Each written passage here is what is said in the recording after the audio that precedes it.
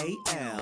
You are now rocking with that dude Pascal. We be going wild, Haitian in the building, so original. Got the haters catching feelings. Get your hands up to the ceiling and keep them held high, cause St. Louis isn't ready. Forget about it, goodbye. Hold on, we just saying hi. Five somebody, rise up. Weekdays, catch us live, somebody. Let's go. Good afternoon, everybody. Good morning and good evening. Welcome to the Pascal Show. Hope you guys all doing well out there. Hope this show finds you in good spirits. We got some breaking news that's going on. I'm trying to get as much information, as much stuff as I can in regards to what's going on in San Diego. There's some serious stuff going on in San Diego. So we're going to get straight into this pretty quick. So make sure you hit that like button, you hit that subscribe button, you hit all the things that need to be hit. Subscribe here to my YouTube channel, subscribe to my second channel, The Pascal Show Clips. And we're gonna get straight into this, okay? Because this is all developing, all breaking news, and of course, this is the reason why we have that little, background music thing, waiting, the waiting room type thing in the very beginning, so I can try to get as much information as I can due to a very active situation going at in an Islamic center in San Diego. So there has been multiple people that have been injured. Some people have lost their lives. There was, it looks like, an active assailant. There's been rumor of it being possibly two.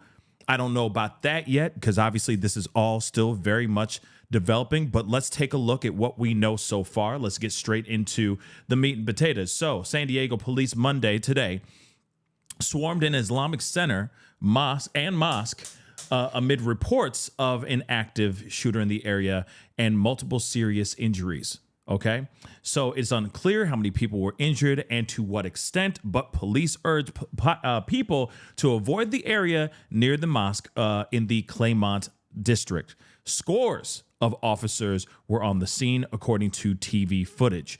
Units from San Diego police and neighboring law enforcement agencies were responding to the actual area. This is what a spokesperson for the San Diego Police Department said in a statement.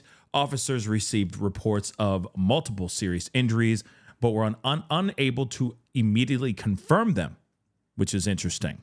Okay. I am aware of this active shooter situation at the Islamic Center of San Diego and Claremont, and am continuing to receive updates from law enforcement. Emergency personnel are on the scene and actively working to protect the community and secure the area. Officials urge people in the area to shelter in place near the mosque at 7050 Ekstrom Avenue. So this is what we have so far. Of course, there are some breaking news footage. Of course, we're going to get into all of it and see what the heck is really going on.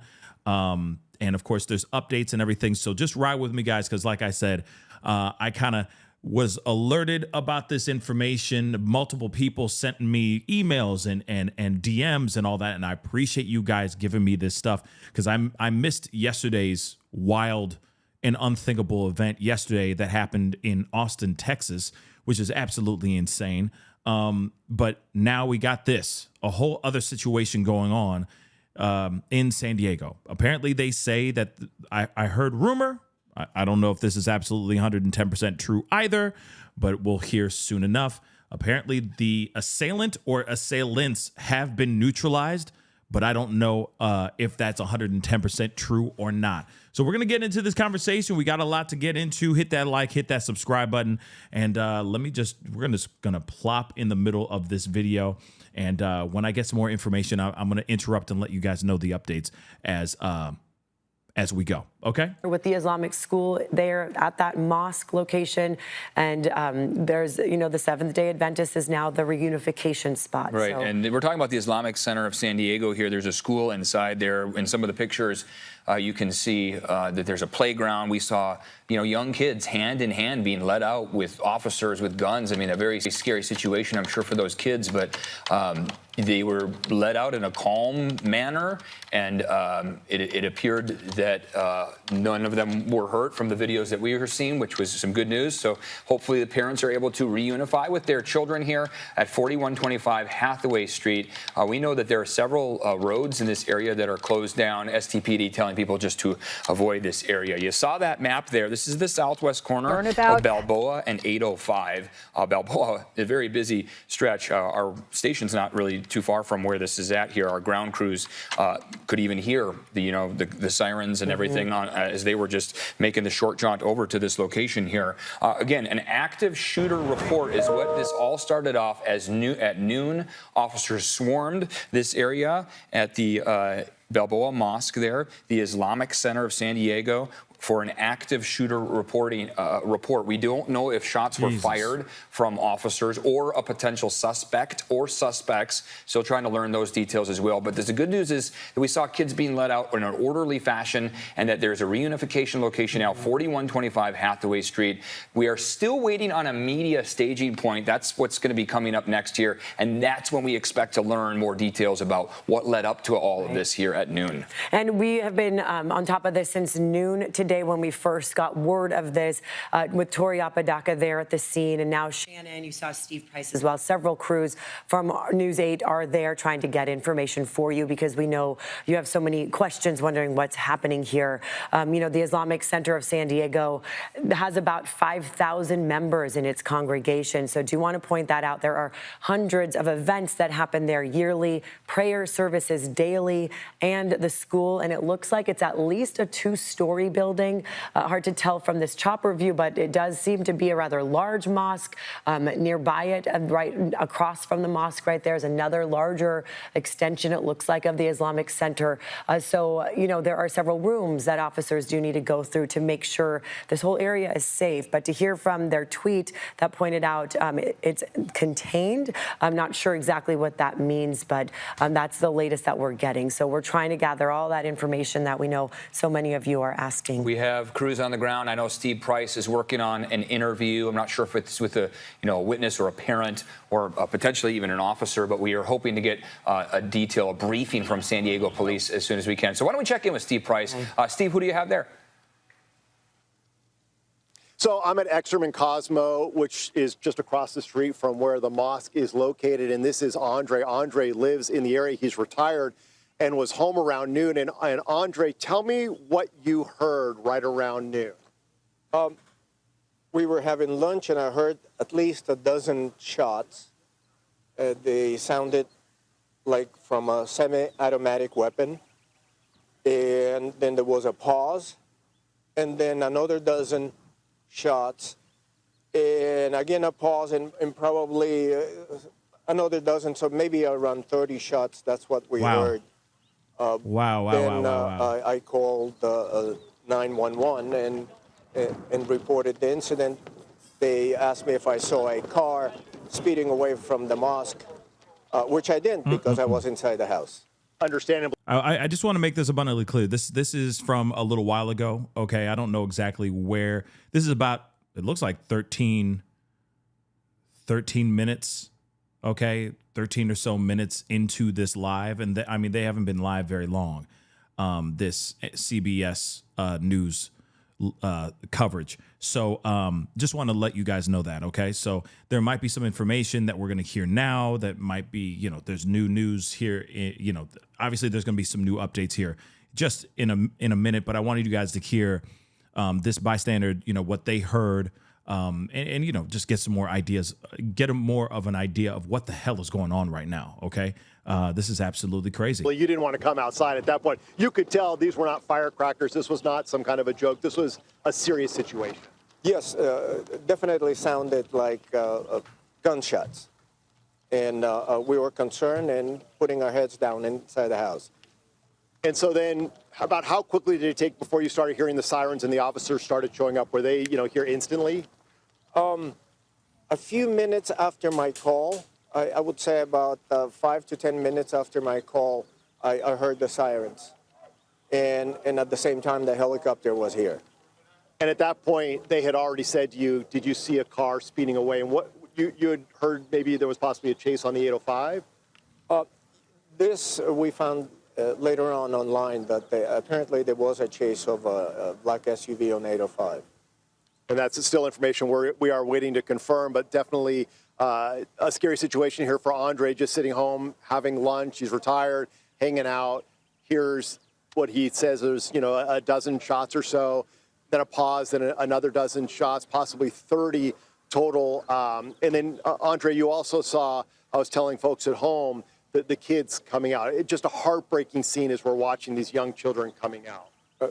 That's right. We were all concerned about the kids in the school. And apparently the kids are okay. I didn't see any distressed kids. They actually looked amused in an orderly fashion, evacuated from the Balboa side first and then from the front of the mosque. So that was a relief in everybody's mind. Since you live around here, you know probably a little bit more about the mosque than most of us do. Pretty popular school, a lot of kids attend, busy? Yes, the mosque has been expanding with time. It's very busy on Fridays for the prayers during Ramadan. It gets very congested here. It's a good thing that it didn't happen on a Friday, because all the streets would be full of people and it would have been much more difficult than what it is today. And you haven't seen ambulances leaving in a hurry, or there's no reason to believe, we have no idea at this point, victims or any information. You haven't heard anything about that either. I found out through online sources that 2 people are dead. All right, well, that we haven't, you know, we got to wait to confirm that. But not, from what you've seen and what you've heard, no, nothing so far. I did not see, but yeah, I did find out that the guard was shot in the head, and there's another victim. All right, we're going to continue to try to get more information from police. As you can see behind me, officers still arriving here on the scene. The situation seems to be calm, though, that they have now cleared out the mosque area. So hopefully we will be hearing from law enforcement very soon, getting the official information. We want to make sure that we have correct information that we're putting out there, because this is a very scary situation. A lot of parents out here just trying to figure out where their kids are. Fortunately, we've been able to get that information out there, but it's trickling to these parents, and a very frustrating, time-consuming situation for them. Eric, we'll send it back to you guys in the studio. All right, Steve, thank you. Steve, it's the school, the Islamic Center of San Diego. We want to clarify that first. And we can also tell you that the school district has had some schools on lockdown. Some of those lockdowns have been lifted, but the schools that are closest to the mosque here will be the last to have those lifted. Right. There are several schools in that area. So the Hebrew school is across the street from the Islamic Center of San Diego. We heard that one also on lockdown, according to a grandmother who's waiting for her grandkids to come out. So You're seeing the location, kids to come out. So you're seeing the location, the reunification location right there. That's where families are being advised to go to be able to see their kids or hear how their kids are doing. The Islamic Center, as we heard, has a school there, the Al Rashid School. And the center itself, the mosque there, has been around for decades here in San Diego. Thousands of members in this congregation. Yeah, largest in the county. Yeah, it's a large center, immigrants, refugees, big pillar of the Muslim community here in San Diego, where so many families gather and come together in prayer at that site. And that witness that Steve Price was just interviewing was the first person to confirm that they did hear shots fired. He heard a dozen shots fired. He told Steve. It paused for a brief moment, then he claims that he heard another dozen shots, so as many as 30 shots. There were other things that the witness said that we are still trying to independently confirm from San Diego police about an alleged shooter. What's really crazy about this is that they said that this past weekend, or like Friday, was a huge event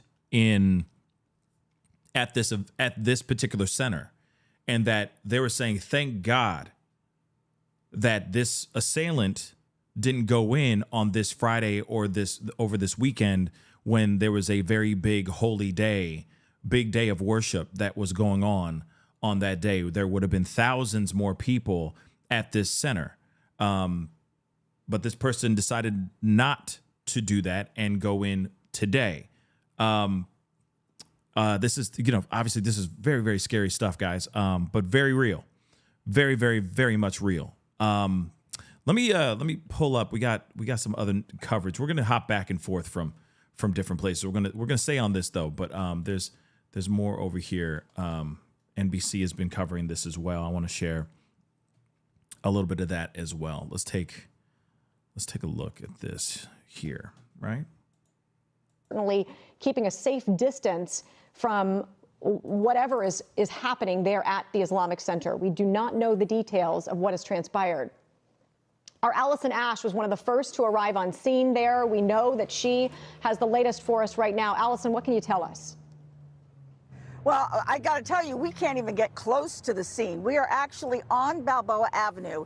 Just for perspective, the H Mart is over here to my right. The Awaken Church.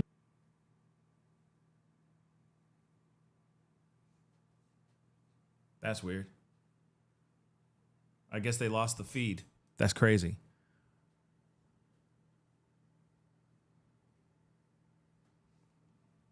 The feed from our San Diego station, and I think apparently it looks like they lost their connection with that reporter for a moment, but we can recap what we know so far. The San Diego police posted on X a short time ago that there was a reported active shooter in the area that you're looking at right now, which is an Islamic center. Yeah, they've told the community to shelter in place. What we've gathered from the Islamic Center's website is that there may be a pre-K to third grade Islamic school in that building. So we're still awaiting more information, but clearly a heavy police and law enforcement response as we're awaiting additional details. You can see our chopper there looking overhead the Islamic Center, the mosque, as we try and figure out what exactly is unfolding here. Yeah, it's not clear how many people, if any people, have been shot. It's not clear whether there are injured.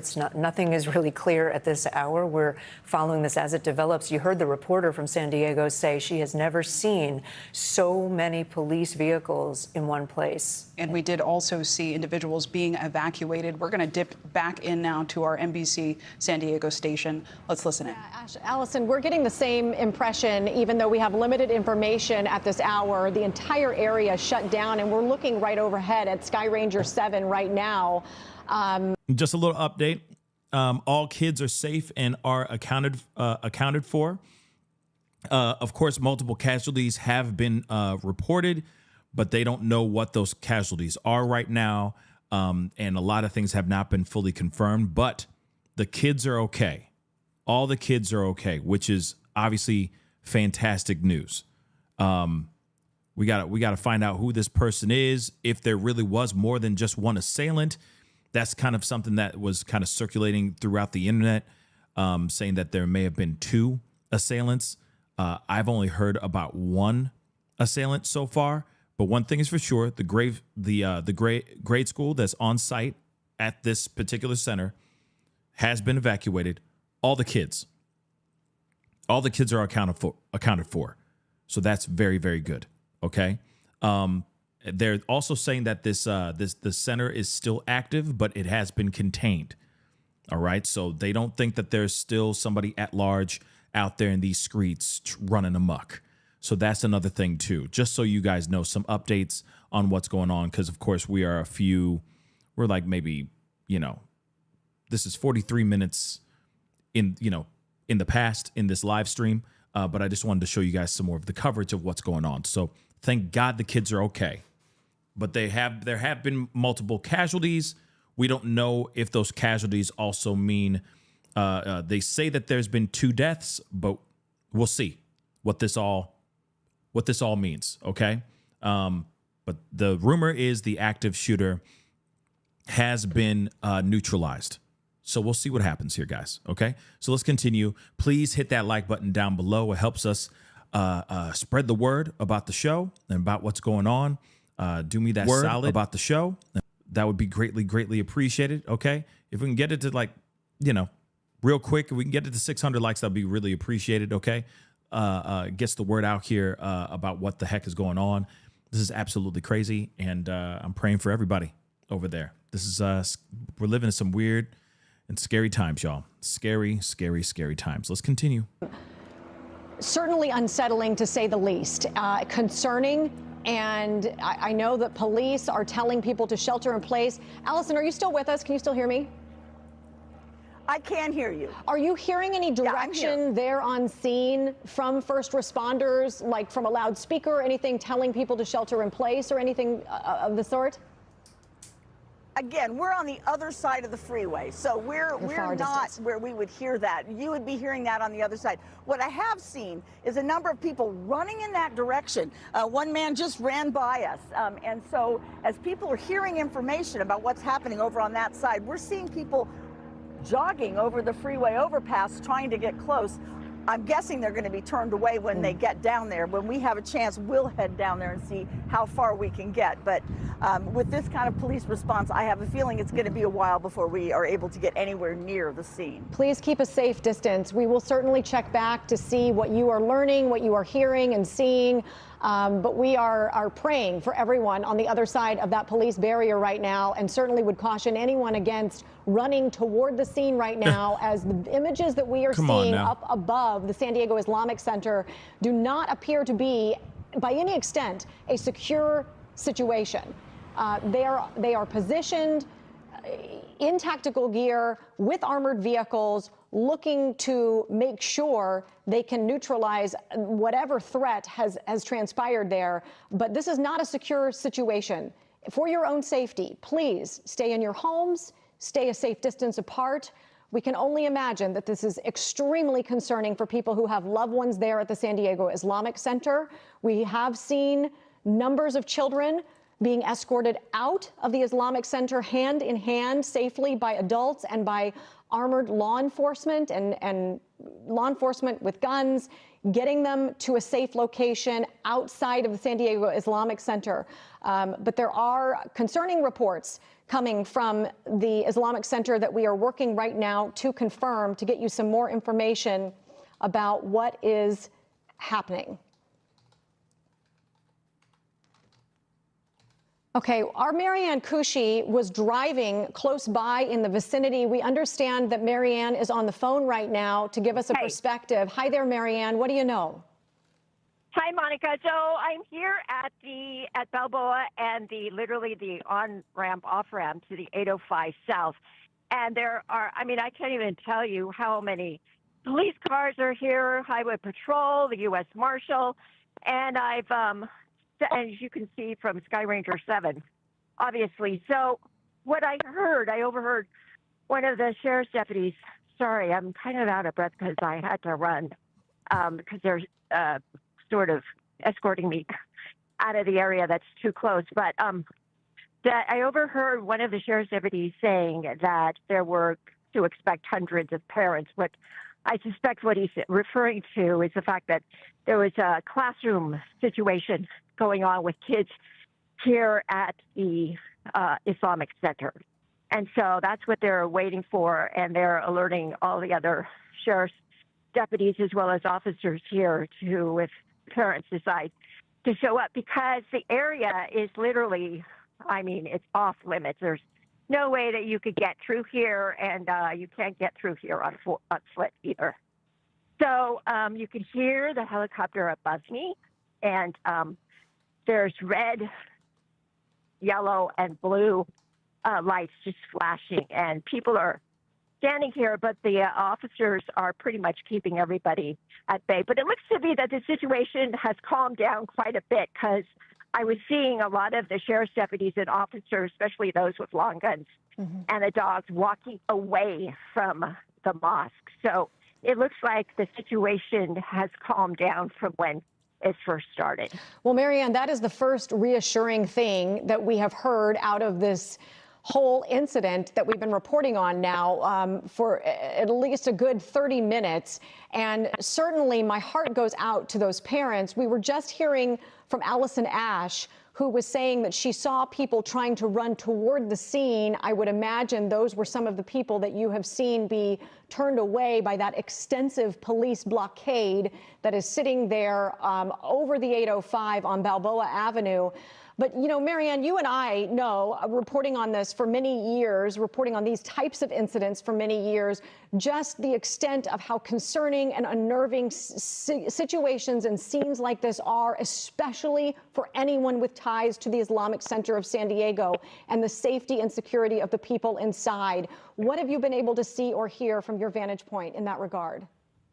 So I'm on the east side of the mosque, if I can get my directions straight. So Balboa is going out toward the ocean, so I'm on the east side. So I'm in this lineup of cars here. And so I saw some snipers, 2 of them up on the roof, but they quickly disappeared. So, and that was when one of the officers said that he thinks the situation is coming to an end. But certainly that's not verified, and that was just something that, you know, from his experience, he was referring to. Snipers. But again, I have to tell you that there is no sense of urgency. Let me clarify. There is no sense of urgency as high as it was when I first got here. I mean, everybody, law enforcement officers were running with their guns. The sirens are blazing. I mean, the cars, Yo, look at all, I'm sorry, I don't mean to interrupt what she's saying here, but look at all that. That's got to be all law enforcement right there. Look at all those cars. Look at all that. That's crazy. The turnout is insane. Police cars that went past me, I have never seen them fly by so fast. I mean, we've seen cars, you know, wanting to stop people for various reasons, but this time I knew that there was a sense of urgency, and that's when I called the desk. And then there were ambulances, and I mean, it just was, we knew something very wrong was happening here. But again, the situation here seems to be a lot calmer. And but again, nobody has really left the scene, so to speak. They have left the area of the mosque and walked back towards their vehicles. And Marianne, as you're talking to us, we're getting a wide shot here from Sky Ranger 7. We can see exactly the location you're talking about to the east there. We're looking here south, or excuse me, west would be toward the bottom of your screen. We are looking east along Balboa, straight down here at the mosque. You can see all that police activity that Marianne was describing and kind of the blockade that's positioned over the 805 that, of course, runs north and south. We are still watching some of those armed first responders go building to building. So even though Marianne is kind of articulating a sigh of relief or maybe less urgency than there was initially, it does look like the tactical operation is still in progress. They are certainly keeping this entire area shut down, asking neighbors to shelter in place. And Marianne, I think the information that we have just not heard yet and we're working to get is what happened inside the mosque there, and are there injuries, are there casualties, are the shooter or shooters, have they been either taken into custody or taken down? And I think those are the major questions right now that so many parents want to know. As the Bright Horizon Academy's website reports, there's a pre-K through 3rd grade Islamic school at this location. Marianne, where are you? Are you off Balboa, or where are you exactly positioned? Are you still in your vehicle? No, I left my vehicle a long time ago when I heard the sirens, and I heard them go by in a way that I have not heard in a really long time. So I am literally at the off-ramp to the 805 South at at Balboa. And so that was when and this is where most of the law enforcement vehicles are amassed, lined up in the middle of the street, on the sidewalk, on either side. And I'm going to skip ahead a little bit. Wide section, and then it starts again down to where the mosque is. It's crazy. About this very active scene behind me. Hold on. The building. Let's talk about this. Did she run there? What looked like small run there? children being evacuated with parents, hurrying out of the building. Yeah, and in light of the scene, we've heard from San Diego's mayor as well as California's governor. So let's listen into our NBC San Diego station for more coverage. About this very active scene behind me. Yeah, it's a stressful situation there, Shondell. We appreciate you being there to talk to some of the neighbors and residents, and our thoughts and prayers are with them as we still wait to get word of what has transpired inside that Islamic center. We will check back with you. I'm also hearing that today marks the start of a holiday period in Islam. It is the new month of Juhul Hijjah. Forgive me if I have mispronounced the name of the holiday, but apparently during the first 10 days of the month, it's recommended to do additional acts of worship. Juhul Hijjah is the name of this holiday period, and so perhaps there was something taking place there at the Islamic mosque in observance of this. Crazy. Again, we are still waiting to hear just who the perpetrators were, if it was one person or multiple people, if anyone at all has been injured, including law enforcement. These are all questions that we just don't have the answers to right now. And we're watching this along with you. We're gathering information. We're trying not to be disruptive to the active situation in progress, although we have confirmed that it is contained, which we are grateful to hear that the situation has been contained, but clearly significant resources there on the scene. And we're hearing responses from some of our local leadership. And skipping ahead. They will try and rush past the. You know what I feared? Remember when we had a whole synagogue? Remember we had a synagogue attack? The guy tried to drive his car through the building. He didn't get very far, and thank God he didn't. Remember that? And I said, I would hate to see some sort of retaliation because of what happened. Remember that? I forgot the area where that synagogue incident was. It escapes me right now, but you know exactly what I'm talking about, right?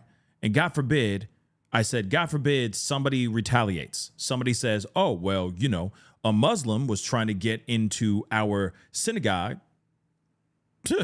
We gonna do the same. And now look at what we're looking at here. We don't know anything yet, but it could be somebody, could be someone Jewish doing this. It could be it may not be somebody Jewish, but at the same time, now they're going after a mosque, an Islamic center, just several weeks after that whole situation that happened at that synagogue. So what in the hell is going on here, right? And it makes you wonder what is the motive behind this one now. You got to remember, though, let me remind you really quick what's going on overseas. Yes, we've been discussing a lot of De Forvida and a lot of Celeste Rivas here on the show lately. We haven't really tapped into the conversation about what's going on in the Middle East in a while. But I'm telling you right now, it's still touch and go. There's still, I'm going to say it, there's still market manipulation going on as we speak. Even today it happened, right? But there's still tension and there's still a war going on overseas in the Middle East right now as we speak. You got Israel attacking Iran retaliating. You got the Strait of Hormuz still shut down to a certain extent. It's at a trickle, okay? The faucet, you know what I'm saying? The faucet of the Strait of Hormuz is not turned all the way on. It's on a drip. It's straight up on a drip. And there is a serious problem going to be happening here with the global economy very, very soon. At least that's what they're saying. Doom and gloom is coming, okay, as far as the world economy. Very, very bad things. So now you got the tension that's going on between America and the Middle East, Israel and the Middle East. You're seeing these shootings that are happening, and now we're seeing one in a mosque. What is this all about? Is this about what's going on overseas? Or is this just some disturbing, disgusting Terry going in here and just trying to terrorize people just for the F of it? I'm thinking the prior. I'm thinking the prior. I'm thinking the first. That maybe it has to do with something politically overseas. But I could be wrong, right? Let's continue, though, all right? Let us continue. And I might jump up a little bit here. And yeah, Melody, gas is so crazy. How crazy is it? Aren't you all now trying to figure out whether or not you're going to fill your tank up with gas or maybe just a skosh? You know what I'm saying?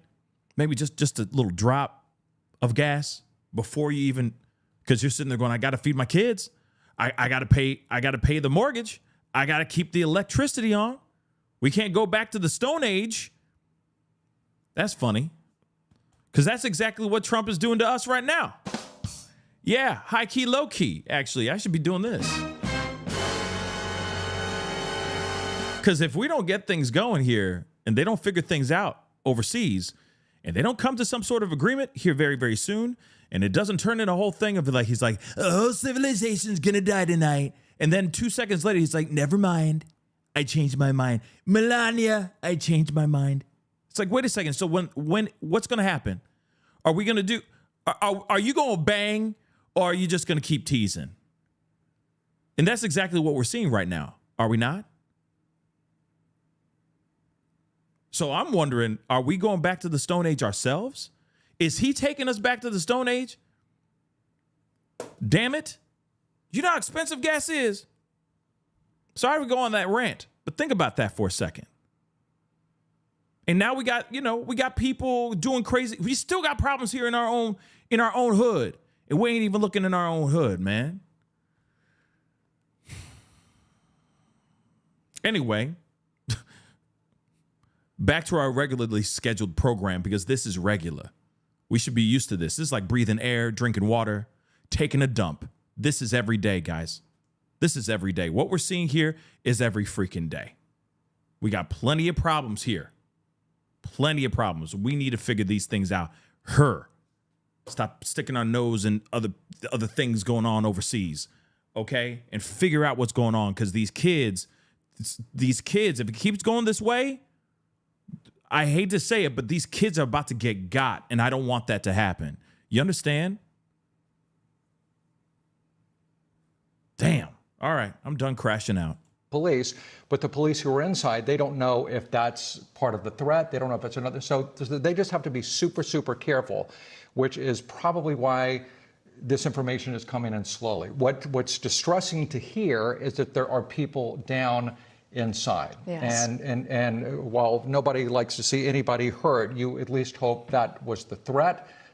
Involving the people who are down, and certainly not any of the innocents who just happen to come to either school or to the center on a pretty day, just hoping just to sort of carry on. It is just confirming. Am I able to report this information that just came across? We are hearing now that both suspects have been shot dead. Whoa. Well, yeah. Yeah. Hold on. Absolutely crazy. So now you got two assailants that lost their lives. So it was two guys. So the rumor is true. The rumor is actually true. Just so you guys know, two assailants lost their lives. Crazy. Let's find out more. And there are no more shooters outstanding, according to law enforcement. So both suspects I'd like to know who they are too, Gamer. No more shooters outstanding. So we know at least 2 people dead. There were 2 shooters involved, we are hearing from law enforcement, and no more shooters outstanding. So we can... Wait. So 2 assailants, so 2 people are dead. are those two dead them? Or is it 4 altogether that are dead? That's what I'd like to know. And of course, they said multiple people have been injured as well. And that could be a multitude of different things. Twisted ankles, stuff like that, right? It may not be GSWs, gunshot wounds, okay? A sigh of relief there. And apparently, NBC7 has... I'm going to have her repeat that one more time, okay? We're rolling that back just for a second. Suspects dead. No more shooters out. Not dead. Now that 2 suspects, both suspects, have been shot dead, and there are no more shooters outstanding, according to law enforcement. So both suspects dead, no more shooters outstanding. So we know at least 2 people dead. There were 2 shooters involved, we are hearing from law enforcement, and no more shooters outstanding. So we can breathe a sigh of relief there. And apparently, NBC7 has confirmed that with 3 high-level police sources confirming that 2 suspects are down. Just after 4 o'clock, you're watching KNSD TV, NBC7 San Diego, as we continue with this coverage, but certainly that seems to be really positive news, Monica. Yeah, 1 o'clock today. This all happening at about 12 during the school day, and this was a pre-K through 3rd grade that is held there at the Islamic Center of San Diego. So all of this going down around lunchtime today, and here now an hour later, we are just trying to get some of this information to piece together what transpired at the Islamic Center of San Diego on Ekstrom Avenue. It's been a fixture in San Diego for such a long time. We've watched law enforcement just descend on this mosque after this report came out. Look at this group here on the sidewalk. Look at the tactical officers here on the sidewalk to the right. You see that right in the middle of your screen, folks? But you know what's interesting, Mark, is I feel like just within the last 30 minutes, we've seen kind of a shift in their posture because they were positioned behind vehicles and behind armored vehicles and coming in with a degree of caution and authority and this kind of consternation as they surrounded the mosque. And so now it just appears they're walking a little bit more with ease now that we know that 2 suspects, according to multiple high-level sources in law enforcement, have been shot dead. Let's go out to NBC7's Allison Ash, who's been monitoring this for us. She joins us now with the latest. Allison. Yeah, and exactly what you guys have been saying. You can see a clear difference in how everybody, all the first responders are, they're walking, they're not running, they're not hiding. The sense of urgency has cooled down considerably. But I got to tell you about the sense of urgency that I just witnessed. Now, the last time I spoke to you, I was on the other side of the freeway.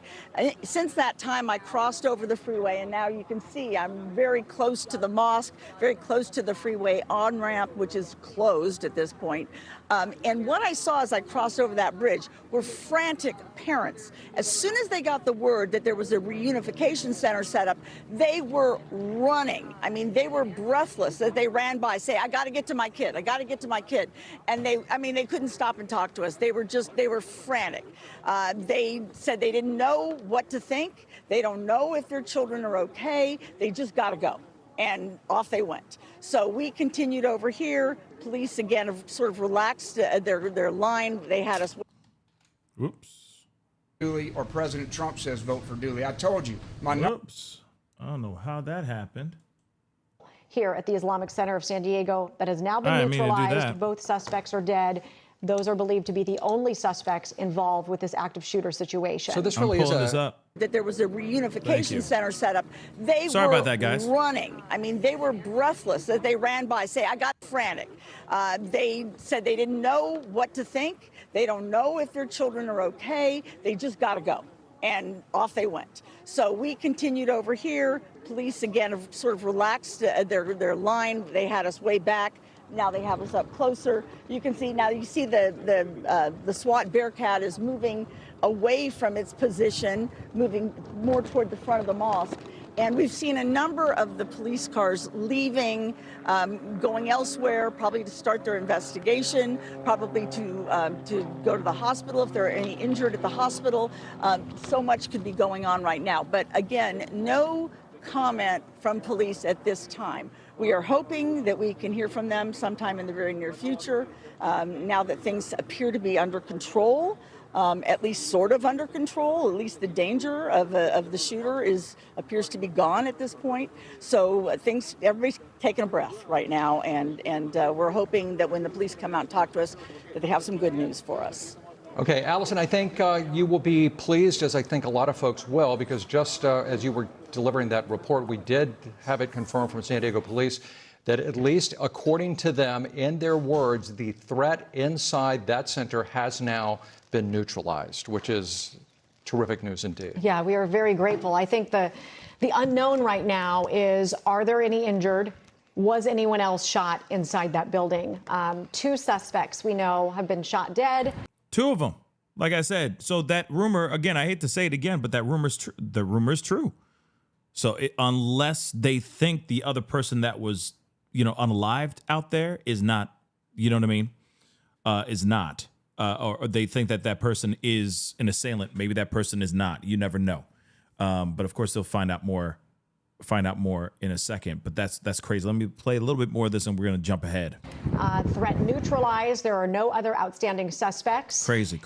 Law enforcement trying to get a handle on the active situation that's still underway, although the threat is neutralized, trying to assess what led up to this, what happened inside, and proceed to get people back reunited with their loved ones. I think that's probably the next step as well, because they've set up a reunification center, and we saw so many children being escorted out in this super scary situation. Hopefully they're in the arms of their parents here very soon. So, Monica, if I'm not mistaken, I believe that the center keeps a security guard on staff. Is that your understanding? Is that some of the initial reporting? Because it was always my impression that perhaps was the case, and that certainly would have been prudent on a day like today. But again, it's just way too early in this investigation to know anything like a motive. Not that there will ever be any rational explanation to explain why somebody would even want to do this and threaten people and perhaps children and all the rest of this stuff. But their first order of business is just making sure that people are safely evacuated when possible, and also that the threat has been neutralized.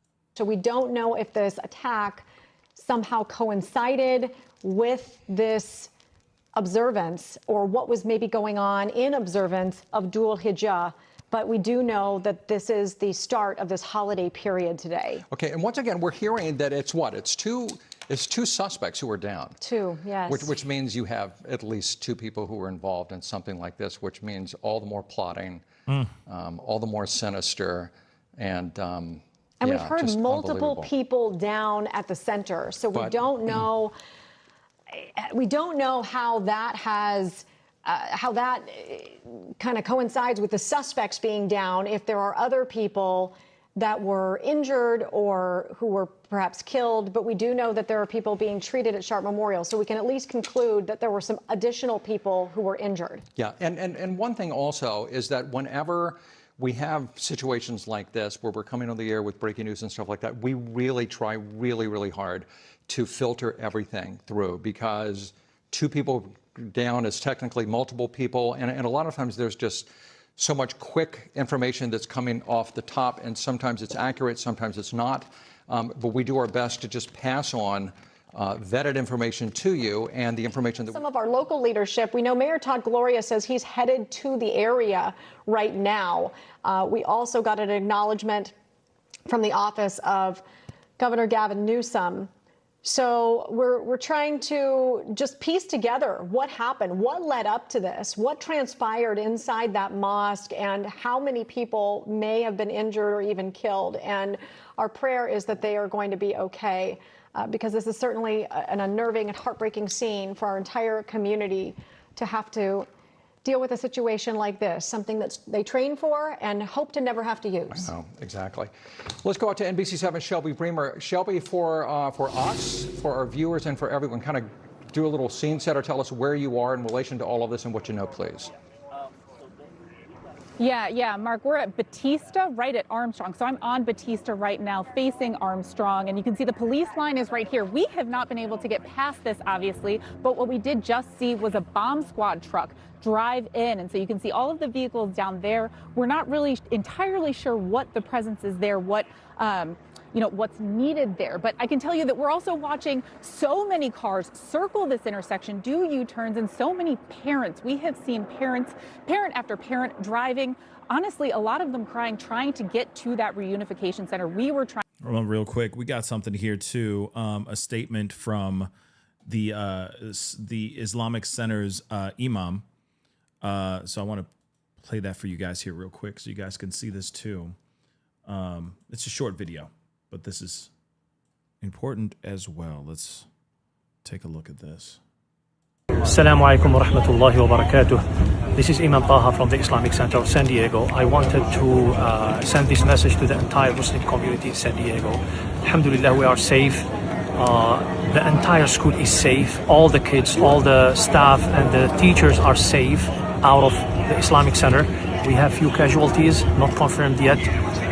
There is no threat at this moment, but we want everyone to stay away from the Islamic Center of San Diego. We are closed for the rest of the day.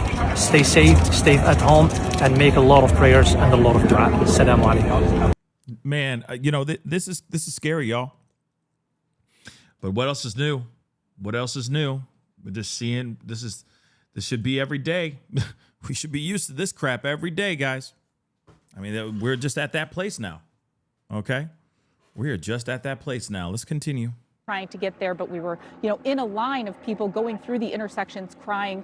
We also saw somebody, we were over at Lindbergh Park earlier and saw somebody who frequents the mosque and said he came because he saw what was happening on the news and he came to see what was happening. But obviously, so many people can't get close to the Islamic Center. So many people are having trouble finding the reunification site that we're seeing a lot of grief and sadness and confusion. And Mark, I heard you earlier talking about how we're trying to filter through that information, of course, but all of the people living in this area are trying to filter through it too. I just spoke to a woman who lives at this corner, said she's confused. Her kids don't go to the Islamic Center, but they're at area schools. She doesn't know if she can go get them. She's not sure about the lockdown situation, and she's scanning her Ring cameras to see what she can see as far as maybe a potential suspect or anything that looks out of the ordinary, really. So honestly, what we're seeing right now is a lot of people circling and just a lot of confusion. We're going to try and get a little bit more information, but that's what's happening right here at Batista and Armstrong. Okay, yeah. So there's talks of, I guess, a security guard at that was actually at the mosque who lost his life. I'm looking into a little bit more about that just to make sure, because you know how it is. People put stuff out that may not be 110% correct or true just to be the first to put out stuff, okay? But remember that they said 2 assailants lost their life, but they're saying that there were 2 deaths as well. So we don't know. It could be, they could be saying that the 2 shooters are the deaths that they're talking about, or it could literally be the shooters lost their lives and then 2 other people lost their lives as well, right? And that's what it's sounding like to me. It's sounding like security guards may have lost their life and 2 assailants lost their lives as well, right? So let's see what's going on. This is very strange. Certainly an unnerving situation for all of those neighbors. Shelby, we appreciate you keeping tabs on that. If you are one of those neighbors and trying to seek information right now, I think the best and most important thing to know is that the threat has been neutralized. The situation is contained. Now, the extent of injuries or deaths, we do not know yet. We're awaiting that. We have heard that there have been patients transported to Sharp Memorial Hospital. And we want to thank our affiliate in San Diego for their updates on this breaking news situation. We want to update you now on the latest reports of a shooting at a mosque in San Diego. Okay. Police now say that the threat has been neutralized, and our NBC station there reporting that the 2 suspects are dead. You've been looking at live pictures of the scene at the Islamic Center of San Diego in the Claremont area of the city. Now, we're still gathering details about what's unfolding, but police do say that the scene is contained.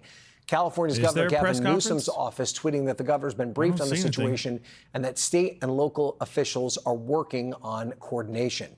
NBC News law enforcement. Looks like there is a press conference, so give me 2 seconds, guys. Give me 2 seconds. 2 seconds. Looks like there is a press conference going on. It just started too, so pull this back a little bit.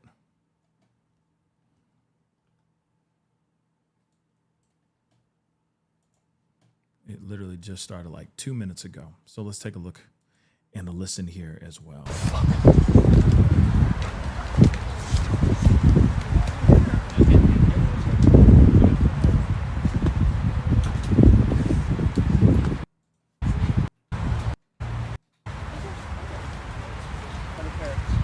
Good afternoon.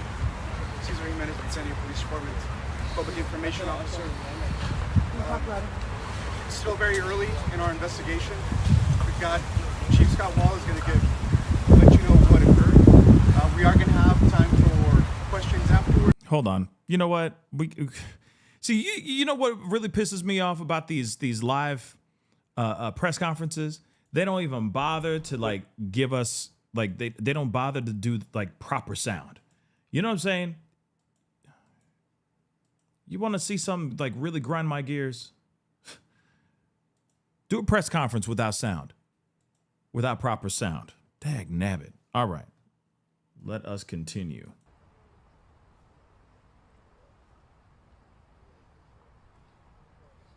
Good afternoon. There we bet. Cesar It's Jimenez better. with San Diego Police Department, Public Information Officer.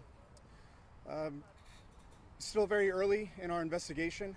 We've got Chief Scott Wall is going to let you know what occurred. We are going to have time for questions afterwards, and so please, this Chief Scott Wall.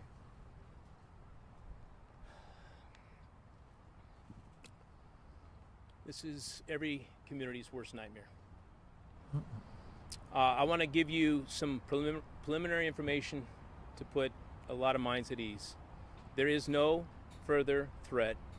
Both suspects in this case are deceased. All of the kids are safe. Our hearts go out to the families that are in this moment being notified of what has happened to their loved ones. We have 3 confirmed adults that are deceased at the Islamic Center.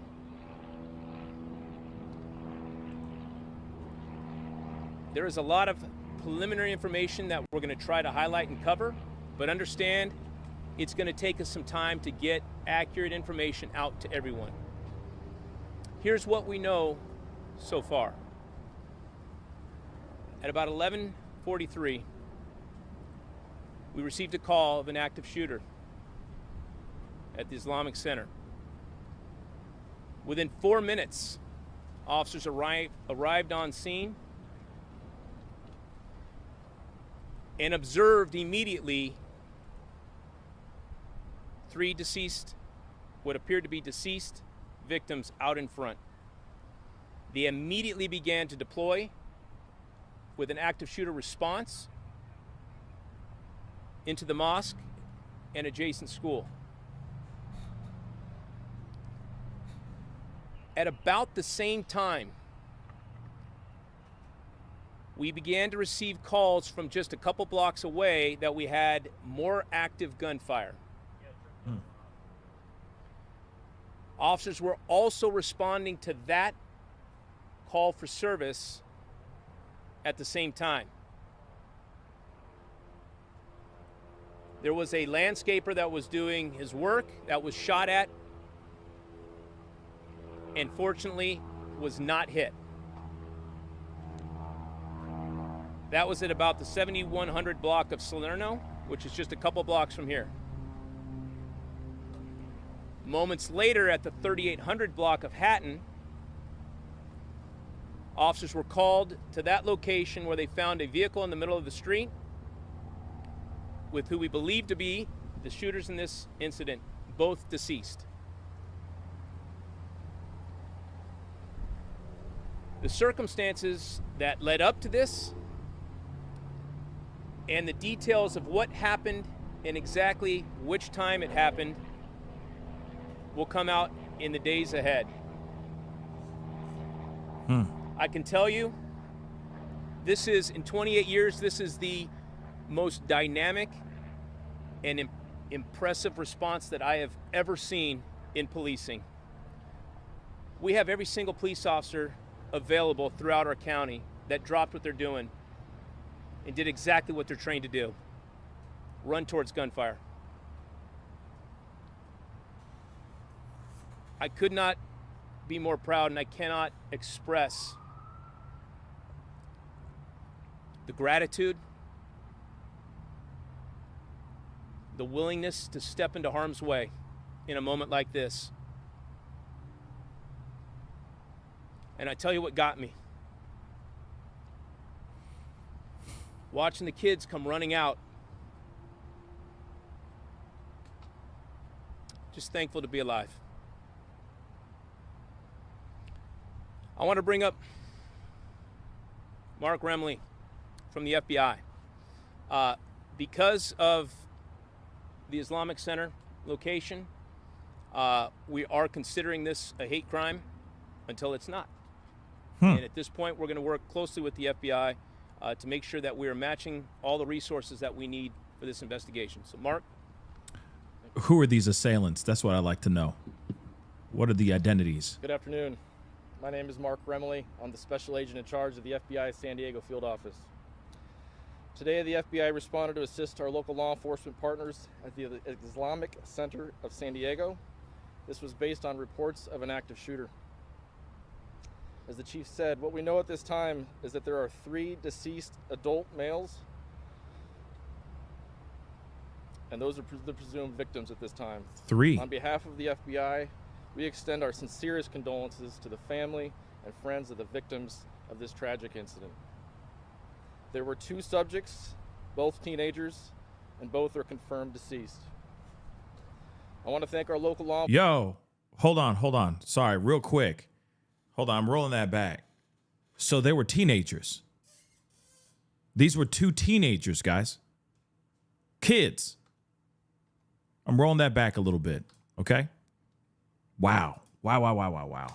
This was based on reports of an active shooter. As the chief said, what we know at this time is that there are 3 deceased adult males, and those are the presumed victims at this time. On behalf of the 3 victims, and then there's 2 assailants that were teenagers. Unbelievable. So 3 victims, if I'm getting this correct, 3 victims that lost their lives. One of them, people are already IDing as the security guard of that actual mosque. All right. And then 2 other adult males. And then there were 2 assailants, and there were kids. They were teenagers, y'all. Imagine that. I'm still here. I am still here. FBI, we extend our sincerest condolences to the family and friends of the victims of this tragic incident. There were 2 subjects, both teenagers, and both are confirmed deceased. I want to thank our local law enforcement partners for their quick response that undoubtedly saved the additional loss of life. The FBI is meticulously assessing the situation and is prepared to employ every resource we have to uncover the facts of this incident. No community should have to go through such a tragic incident, but we will work tirelessly until we learn the truth.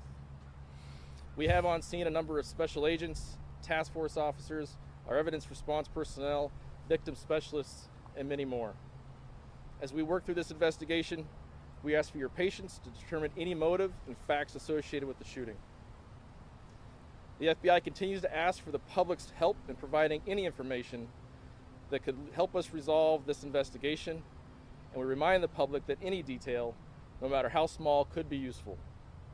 The FBI has set up a digital media tip line for information regarding this shooting.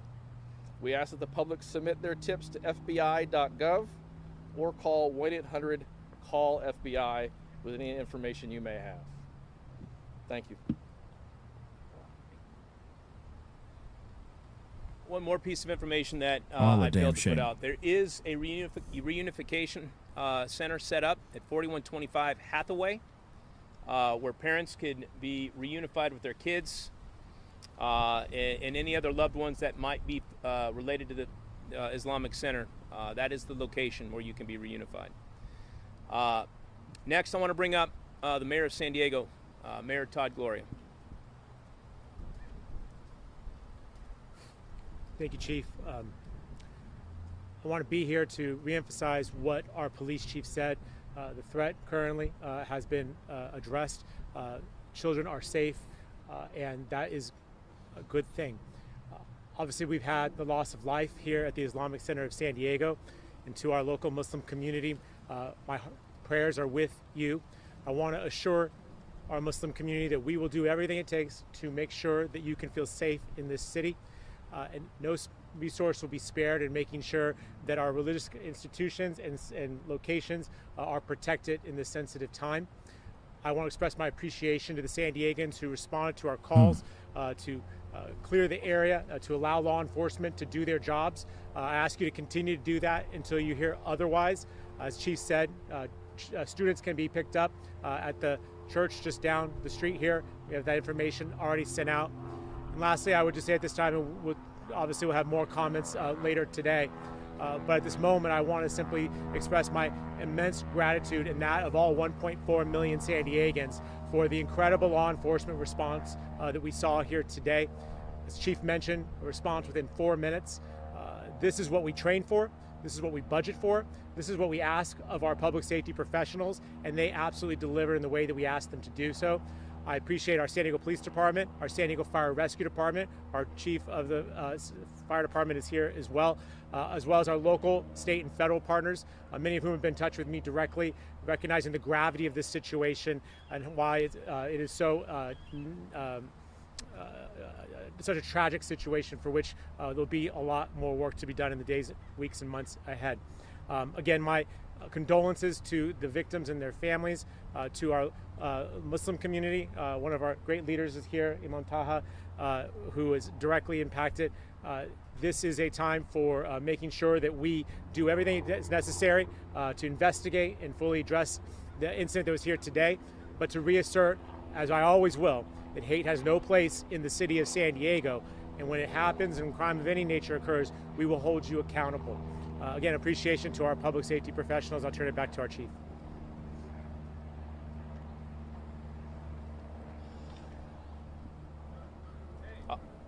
I'll open it up to questions here in just a second. I want you to keep in mind, we're giving you what we have and what we know at this point, and there's only so many there's a limitation of what we can go into at this point until we can confirm information. So with that, we'll open up to a couple questions. Yeah, so thank you for asking that. How many total deceased? So we have our 2 suspects that are deceased. We have 3 victims at the Islamic Center. All 3 are adults, for a total of 5 people that are deceased related to this incident. I wanted to confirm the BOLA, the county-wide one that went out this morning, if that was in connection to this, the dad that called 911 saying that his son stole his car and his shotguns were missing. Yeah, Is that one of the suspects here? Yeah, so we are actively investigating that right now to figure out and piece together exactly what led to this moment. And as we get that information confirmed and verified, we'll be back out here providing more details moving forward. Chief, apologies if you said this before, but how did the 2 suspects meet their end? So the suspects at this point appear to have died from self-inflicted gunshot wounds. There were no officers involved in firing their weapons. Oh, wow. But that is still very preliminary at this point. But that's what we believe right now. Wow. 2 males. Do you have ages? At this point, we believe them to be 17 and 19. That's crazy. Kids. Just kids. And also the fact that it's you get what I'm saying? It was self-done. That's insane too. This is some Columbine stuff, y'all. This is giving me Columbine vibes. This could have been Columbine. This could have been a mix of Columbine meets Uvalde. Remember that? Except for the cops actually showed up and showed out for this one. Uvalde, they just sat back and were scared to do their damn job. Remember that with Uvalde? But this could have been that same situation here. So that is terrifying, to say the least. But let us continue. No kids were harmed. No kids were harmed. 5 individuals lost their lives. That is 2 assailants lost their lives, and 3 men lost their lives. One of them, from what we know, is a security guard for the actual center. That's all I've gathered so far. We're going to hear more here in just a little bit. But the ages of these guys were teenagers. One was 19. They're guesstimating 19. And the other one was at least 17 years old. Who were they? That's what I'd like to know. 2 assailants, guys.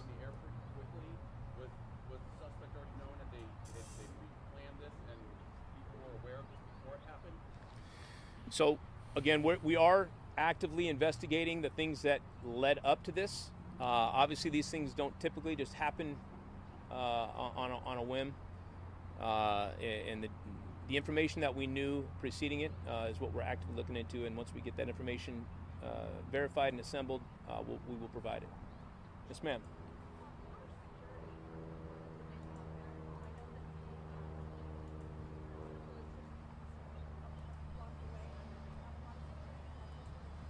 Yeah. So the Islamic Center does have security.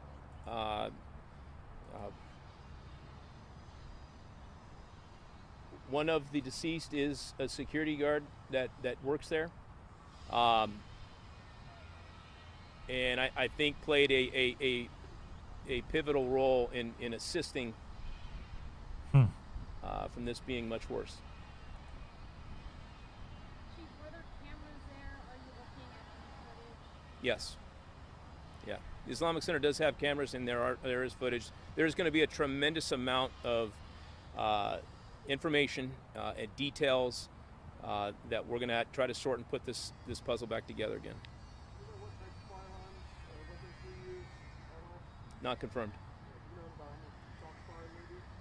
No, we don't. We know there was a lockdown at other religious institutions away from this location. Was that something that you put out, or was that self-imposed? Shannon, I don't necessarily know, which locations were put on a lockdown. There's other neighboring schools in the area. It's standard protocol.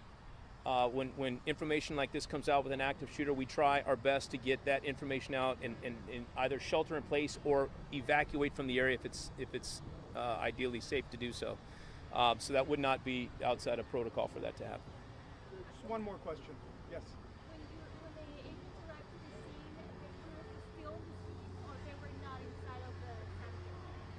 So our initial officers that got on scene did not engage with the suspects in the parking lot. They began to make entry into the Islamic Center. They observed 3 deceased bodies outside of the center, which obviously forced them to engage in an active shooter response and immediately deploy inside of the Islamic Center and start working from room to room. They did have to breach doors to get into all of the different rooms. Extremely chaotic. There was somewhere between 50 to 100 police officers inside of that facility. All of you that responded here could see how many officers and deputies from around the county that were surrounding the outside of the facility. We also have the scene a couple blocks away where we had active gunfire coming in on a landscaper that was just out there doing his job. Thankfully, he's okay. Was not hit. He was not injured. But we got a lot of work to do to try to figure out what led up to this and exactly what actions took place. But I can tell you with 100% certainty, the heroic actions of the responding officers and deputies is beyond words. To know that this many of our public servants are willing to leave their loved ones behind, drop what they're doing, and run towards gunfire without asking any questions is remarkable. You mentioned one of the victims is the security guard. Can you tell us anything about this, whether it's Not yet. We're obviously making notifications as we speak to family and loved ones, and so I want to respect that. So we will be back. We will be back with more information a little bit later today. Thank you, guys. Imam like to say anything? Chief.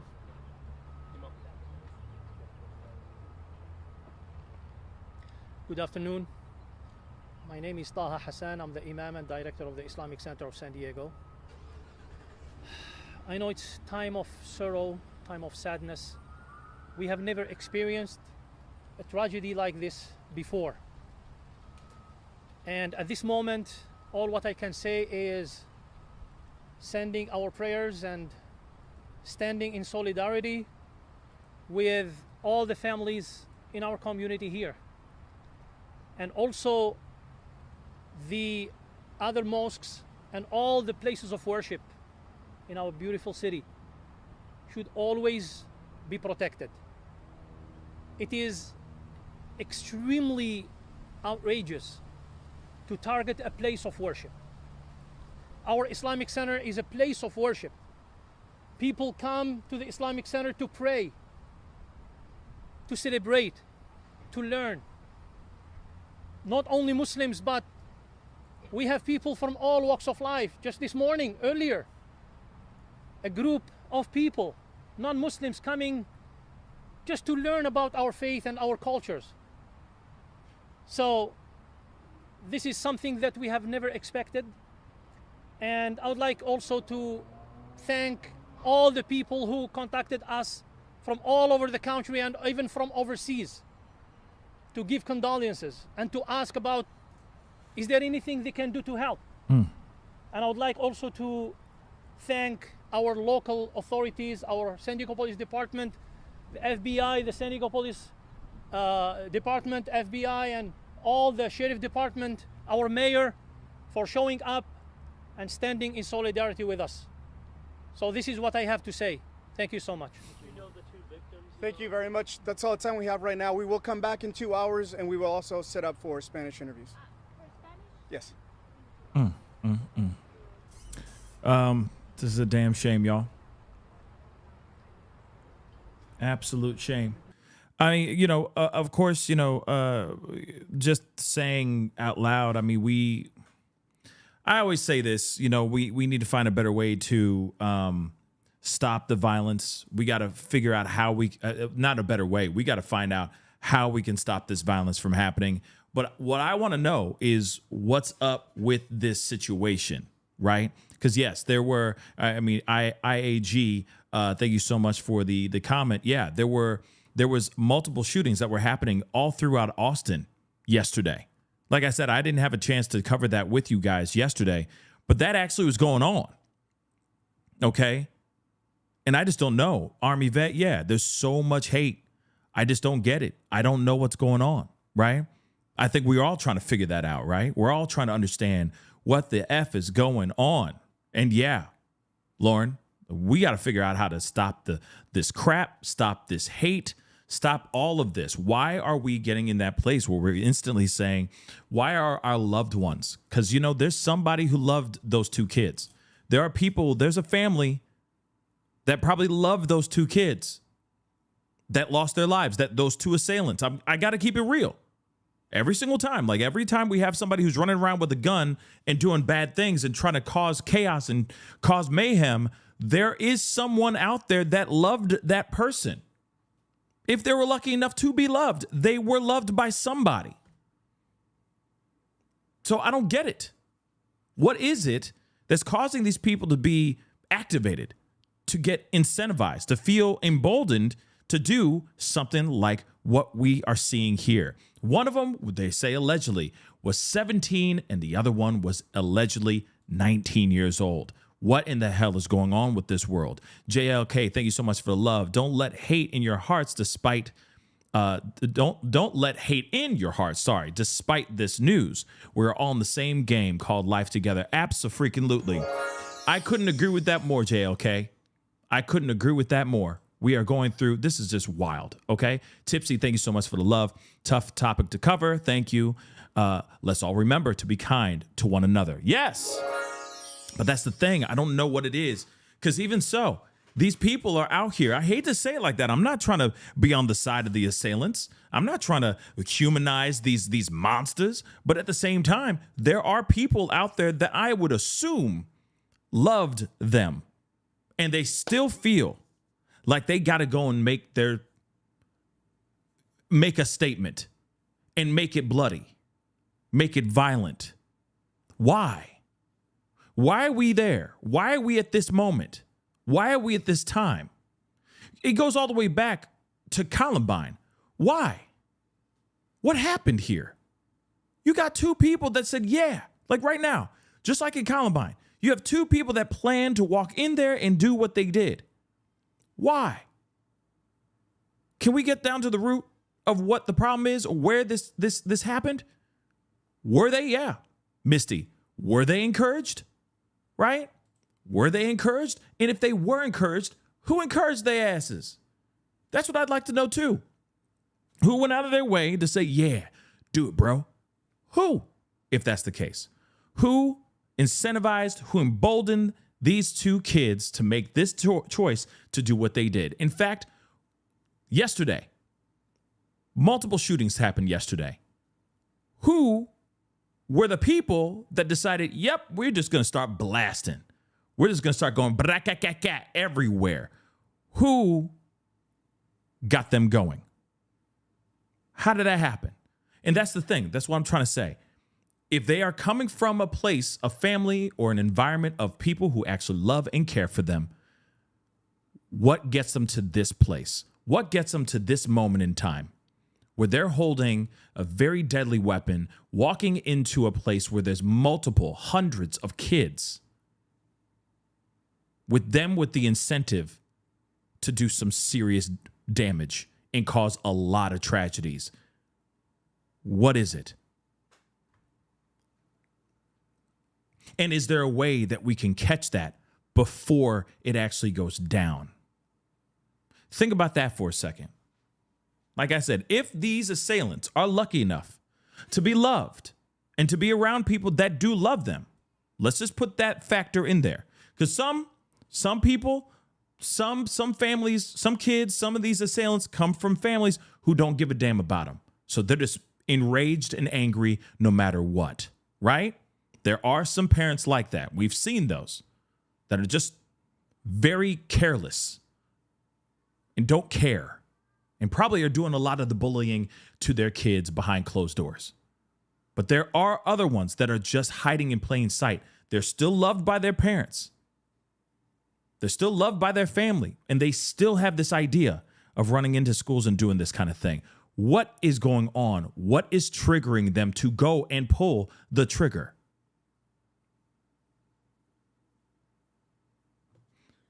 That's something I'd really like to understand and know.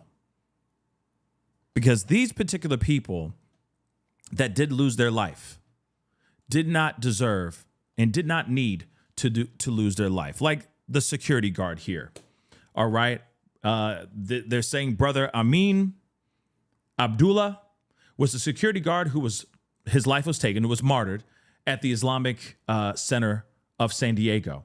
He gave his life to protect the lives of countless students and congregants. One of his Facebook posts said this. He said, "What is success? What is success? Too many people's success is financial stability, good reputation, beauty, etc. For me, wallahi, I don't know how to say this in Islamic. Okay, so no disrespect. Okay, I'm going to skip over those words, but it is returning back to Allah, our Creator, with the same pure soul He loaned me at birth. Okay, don't fear and don't grieve, but receive the good tidings of Jahannah. Hopefully, I'm saying that right, or Jannah. I'm sorry, which were promised by the most forgiving and most merciful. Okay. And then, of course, he said, Amin at the end. So again, this man right here,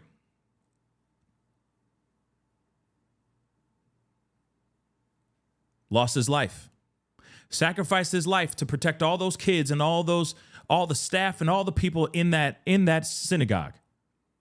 Because two teens decided to say today was the day that they wanted to cause a ruckus and cause some tragedies.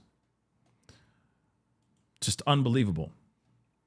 Unbelievable. Let's take a look. We got some more stuff here too, because we got Daily Mail even talking about this as well. Security guard is unalived, trying to defend San Diego Islamic Center from two shooters before they were neutralized. But remember, they say that they did it themselves. If you get what I'm saying, police are saying that it was not police themselves that pulled the trigger on the assailants. They apparently did that themselves. I just want to make that abundantly clear. A security guard was, of course, unalived after two assailants opened fire at a mosque on Monday. Two unnamed assailants, which hopefully we find out very soon who they is, and if they left a manifesto, and I'm assuming that they did. You know what? I'm gonna put 10 on it. Okay, I got 10 on it. I got 10 on it, y'all. I'm putting 10 on it that they left the manifesto. Damn right they did. Because if they were to delete, you know what I'm saying? They definitely decided to, Control, Alt, delete themselves. Okay? So I guarantee you they have a manifesto. They planned on going in there, doing what they were going to do, and then they were going to do what they ended up doing. Right? But they weren't successful. Thank God they weren't successful. But they had plans on going in there and causing some serious problems for a lot of families. And those assailants were not able to get anywhere near those kids. Thank you to thank God, y'all. Thank God. And and shout out to this security guard for putting his life on the line and stopping these pieces of trash from doing what they could have done. But the fact that they also did this self-deletion thing makes me feel like, yeah, they got a letter. They got a manifesto somewhere. Give it the rest of this day. They're gonna have it. Give it time. It'll be somewhere. Shoot, it could be in the pocket of one of these assailants, right? So we'll see what happens here. But moving on. Well, they said the unidentified security guard was reportedly trying to defend the actual site, which we already know about his name, Amin Abdullah, okay, who obviously sacrificed his life. Let's take a look at this here really quick. Marie, thank you so much for love. I was raised Catholic. Some of my late mom's best friends were Muslim. We'd celebrate. I don't know those two terms. I'm so sorry. But you would celebrate certain religious holidays with them, okay? And they would celebrate Christmas with us. Why can't we learn to live in peace and love? That's what I believe that too. Why can't we just all coexist together? Doesn't matter. I don't care what God you pray to. I don't care. You know, I don't care what religion you're doing. I don't care about that. If that's how you're born, what you're raised in and born in, and you have that faith, then you have that faith. You see what I'm saying? There ain't nothing wrong with that. Why can't we all just, this is the Rodney King. Why can't we all just get along? Why can't we all just coexist together and be happy? And stay in our lanes, for the most part. You know what I mean? It's like, you gonna do you, cool. You go and enjoy your celebrations and your religious holidays. I'll be here. I'll still be here. And we still talk about life, because life is lifing, and we're all going through it together. My higher being may be called God, okay? Yours might be called Allah, Yahweh, whatever. It's all good. I ain't tripping about it, because we're all going through it together, right? We all bleed the same. We all breathe the same. We all breed the same. You see what I'm saying? So why the fighting? Why 17, 18-year-old, 19-year-old kids going in and blasting innocent children? What's that all about? You know what I mean? Moving on, okay? Multiple people were taken into the hospital after shots rang out. The outlet said the extent of their injuries are unknown. An official at Sharp Memorial Hospital told the outlet that they have activated their disaster protocols and are continuing to wait for more patients. The Imam, which we just saw him do a video speaking out about this situation, and of course we just heard him again during the press conference also say this as well, right? or talk, and speak out, confirming that no children were injured during this shooting, which is fantastic news. Okay, the Muslim place of worship is also home to the Al Rashid School. I'm sorry, which was formerly known as the Islamic School of San Diego. So the entire school is safe. All kids, all the staff, and all the teachers are safe out of the Islamic Center. Okay, and this is what the Imam said on Facebook, which we already saw that video. All right. And of course, there's a lot of families that are absolutely terrified. There was, of course, a reunification area as these kids were being evacuated. They were sent to this reunification center or area so that they could get back, be reunited with their families. Right. We have a few casualties, not confirmed yet. There's no threat at this moment, but we want everyone to stay away from the actual center. Okay. So Robin, thank you so much for the love. Maybe not who so much as what. Many blessings to everyone. Yeah. I mean, maybe not who so much as to what. I mean, you do have a good point. You have a good point. What's triggering them? What's causing them to do what they're doing? I mean, obviously we have got to get into, we got to start figuring this thing out, because we don't have, we sit here and we do our thoughts and prayers. We all sit there and we'll say like San Diego strong or something like that, or, clutch our pearls and say prayers and all that crap. But at the end of the day, the problem hasn't been taken away. The problem is still there. And I hate to use this saying, but high key, low key, pun intended, but it's like putting a Band-Aid over a bullet wound. And we continue to do so over and over and over again. And sure, we can sit here arguing about gun control and the lack thereof and blah, blah, blah. I know we could talk about that till we're blue in the mother-loving face. But in actuality, come on, we got to figure something out. We may not have the answer for it all, but something has got to make sense. Something's got to start making sense, right? We got to find the root of the problem so that we can stop this stuff. But nothing's happening. We just continue with the same crazy stuff and the same tragedies every single mother-loving day. Something's got to give. Something's got to change. Just saying. Hold on 1 second. 1 second, guys. Let's see. Unbelievable. Let's see. Let us see here. Let's take a look at this. Nope. We've got a few other things we could talk about too while we're here. But first things first. This is just absolutely crazy. I'm just seeing if there's any more updates.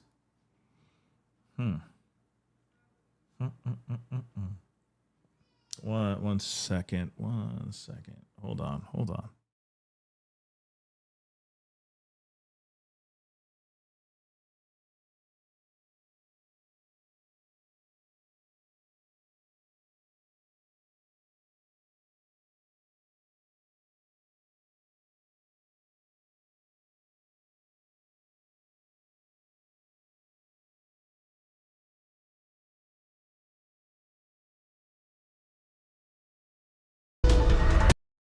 Now, one thing is for sure, of course, when we get more information about what's going on over there in San Diego with this mosque, I'll let you guys know for sure. I mean, obviously, right now, everything's still kind of up in the air. They're still trying to figure out who the F this person is, or these two assailants are, what made them do what they did, what was the inspiration behind it, and all that. And they're still going to try to figure that out. And like I said before, I guarantee you there is a manifesto. I think without question, there is a mother-loving manifesto. So we got to wait for that to come out too. And when it does come out, we go and talk about it, okay? But I also think that we all need to find a way to find peace, love, and learn how to coexist with each other. I mean, I'm even seeing in the chat, you know, there are people out here saying all kinds of crazy stuff solely because this happens to be, you know, a Muslim community, okay, or Islamic community. I think it's wrong. I think it's messed up. Just because I don't have that faith doesn't mean that I have a right to pass judgment on those particular individuals because their faith is different than mine. We should all be able to live on this planet and coexist together. Doesn't matter if I agree with their faith or not. If they're good people, they're good people. So on and so forth, right? So, again, you know, let's just cool it with the comments. Because imagine if this happened, this has happened in Christian places of worship as well. Let's keep it real. This has happened in churches. This has happened in synagogues. This has happened now in a mosque. So the violence is coming to everybody. And it doesn't matter. It doesn't even matter. And some of the people that are going out here and doing all the crazy stuff and, you know, shooting up a school or shooting up a church and whatnot, they're Christians themselves too. Just saying. Just saying. So I feel like we all need to, we all need to chill out. Breathe, woosah the situation, you know? Just saying. But we got to talk about this too. This is some breaking news, or this was breaking today. Like I said, I was planning on talking to you guys about some stuff, but then it, you know, this broke. So I was like, damn, okay, I got to hop on and share this story with you guys, this whole shooting that happened at this mosque.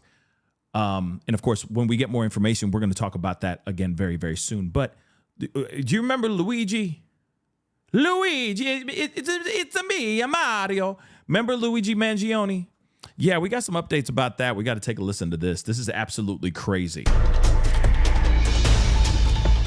State case against Manifesto. Let's get right to breaking news. A New York judge is ruling to limit the evidence allowed in the state case against the United Healthcare CEO murder suspect. When police arrested him, they seized evidence from his backpack, including the alleged murder weapon and writings investigators say could be considered a confession. But the defense argued the way the police obtained those items was unconstitutional. Now a judge has just decided what the jury will get to see. ABC News legal analyst Brian Buckmeyer and ABC's Peter Haralambous are here with the details on that ruling. So, Peter, it's all about where this evidence was seized, right? Nothing seized at the McDonald's is going to be allowed, but that still leaves a lot of stuff still in. So break this down for us. What's in and what's out? That's exactly right. It's kind of a mixed bag here based on when they actually found the items in the backpack. And I think the big takeaway is the main items we were concerned about, the gun itself and the writings that prosecutors say amount to a confession. Those were actually found at the police station, a different part of the search. And the judge is saying that prosecutors can use that evidence. However, the judge is limiting some information, the actual items they took from his bag at the McDonald's, specifically the gun magazine, his cell phone, passport, wallet, and a computer chip.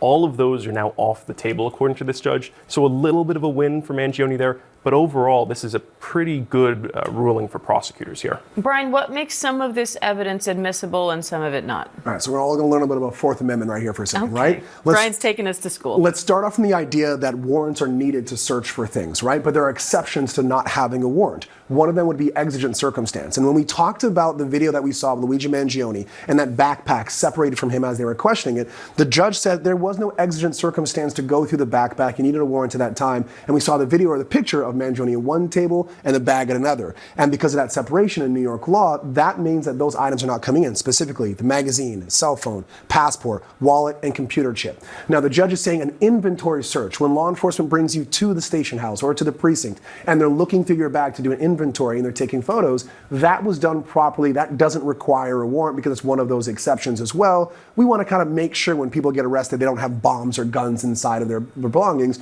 when they are getting processed. So things like the gun or the notebook or the photographs of the notebook, those are all coming in because those are a proper search procedure. And those are probably the more damning pieces of evidence for the prosecution. So mixed bag overall, but I think the prosecution's a little bit happier with this ruling than maybe the defense. And Brian, it's interesting. You say this won't only impact the trial, that it'll impact jury selection. Why? So think about it this way, right? It's about the evidence that can be portrayed. We're clearly all talking about this. People are clearly watching ABC and other networks and watching this. When jury selection happens and they ask the question of, well, did you hear about the magazine or the passport or other things that might have been evidence of flight or criminality? And they say, yeah, I heard about that. Well, did that impact your way you're going to decide this case? Yeah, it kind of does. Those people are off the case now. There won't be in the jury. We're going to find a much more narrow jury who hasn't heard a lot of the evidence so far or the ups and downs of there being a death penalty, there not being a death penalty. And it's going to come down to people who can either push all of that aside or have heard very little or nothing about this case. Can you? I mean, what are your thoughts on this? The fact that they have suppressed some of the evidence that was found in his bag and all that. What are your thoughts? I mean, for me, I feel like, sure, you can, people can be all angry about this and whatnot, but then there's another part of me that's like, there's already enough evidence that shows that this is the guy who did this. I mean, he straight up muerted that guy in broad daylight, literally in broad daylight. This wasn't like in the dark or anything of that sort. This still makes him guilty as all get out. This is not changing a damn thing.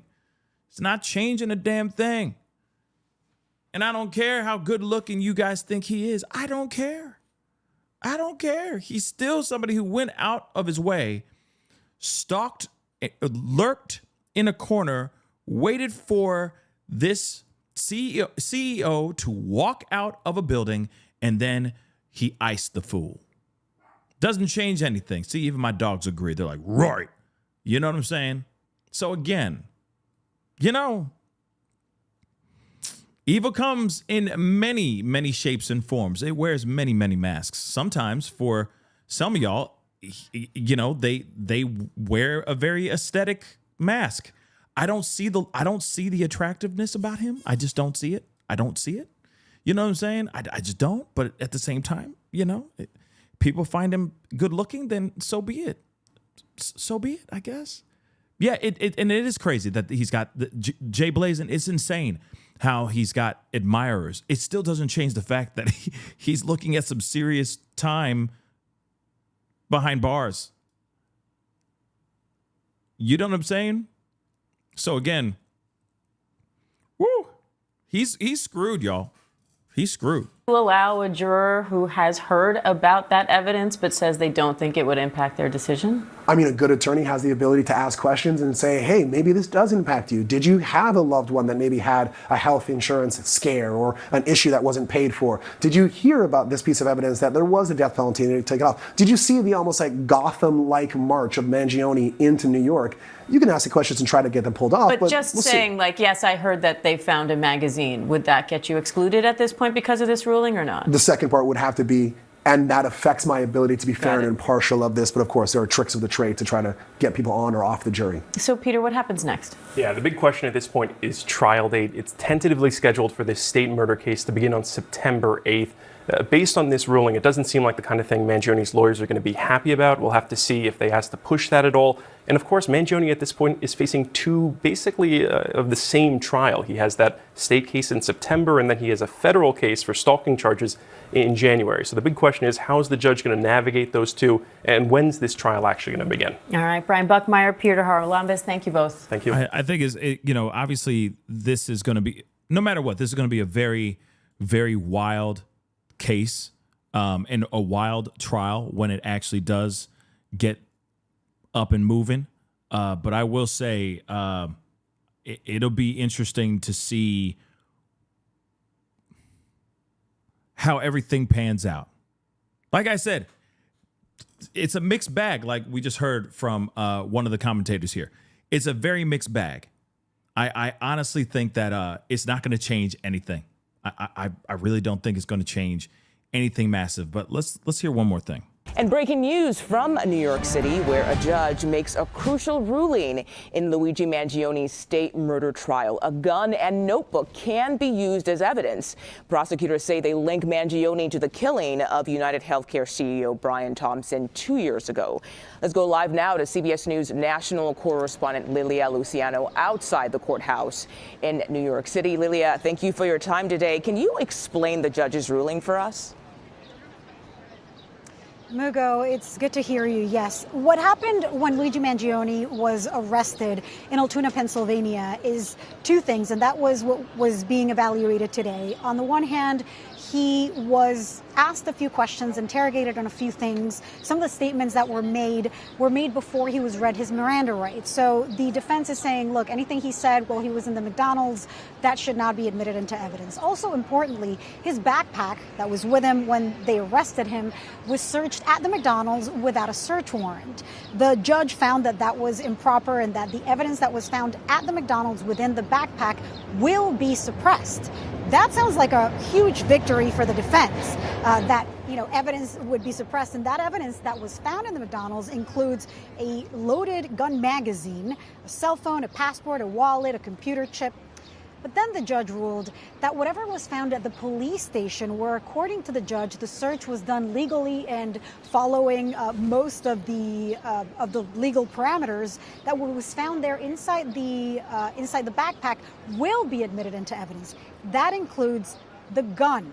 That includes a USB and also that red notebook that you might remember we were reporting on. Some of the writings that were found in that notebook that police labeled as a sort of journal could be found very incriminating and what the prosecution is hoping could be used to establish that there was premeditation. Just to read a couple of things that were found in that red notebook, there's one quote that says, "I finally feel confident about what I will do. The details are coming together and I don't feel any doubt about whether it is right or justified." There's another quote that says, "I'm glad in a way that I've procrastinated. It allowed me to learn more about," paraphrasing or what the court believes means United Healthcare. There's another quote there that says, "The target is insurance. It checks every box." Now we know that the jurors will be able to read these statements and others that could point to planning, to motivation and things of this nature. And of course, what the prosecutors believe was the murder weapon used to kill United Healthcare CEO Brian Thompson. Again, you got the letter, you got the pew-pew, you got the weapon that took the man out, allegedly. I mean, you got those things as well. I mean, those are big pieces of evidence. I mean, it would be wild. Like I said, it's like the other things that were found in the book bag. I don't care. You got the murder weapon and you got the mother-loving letter.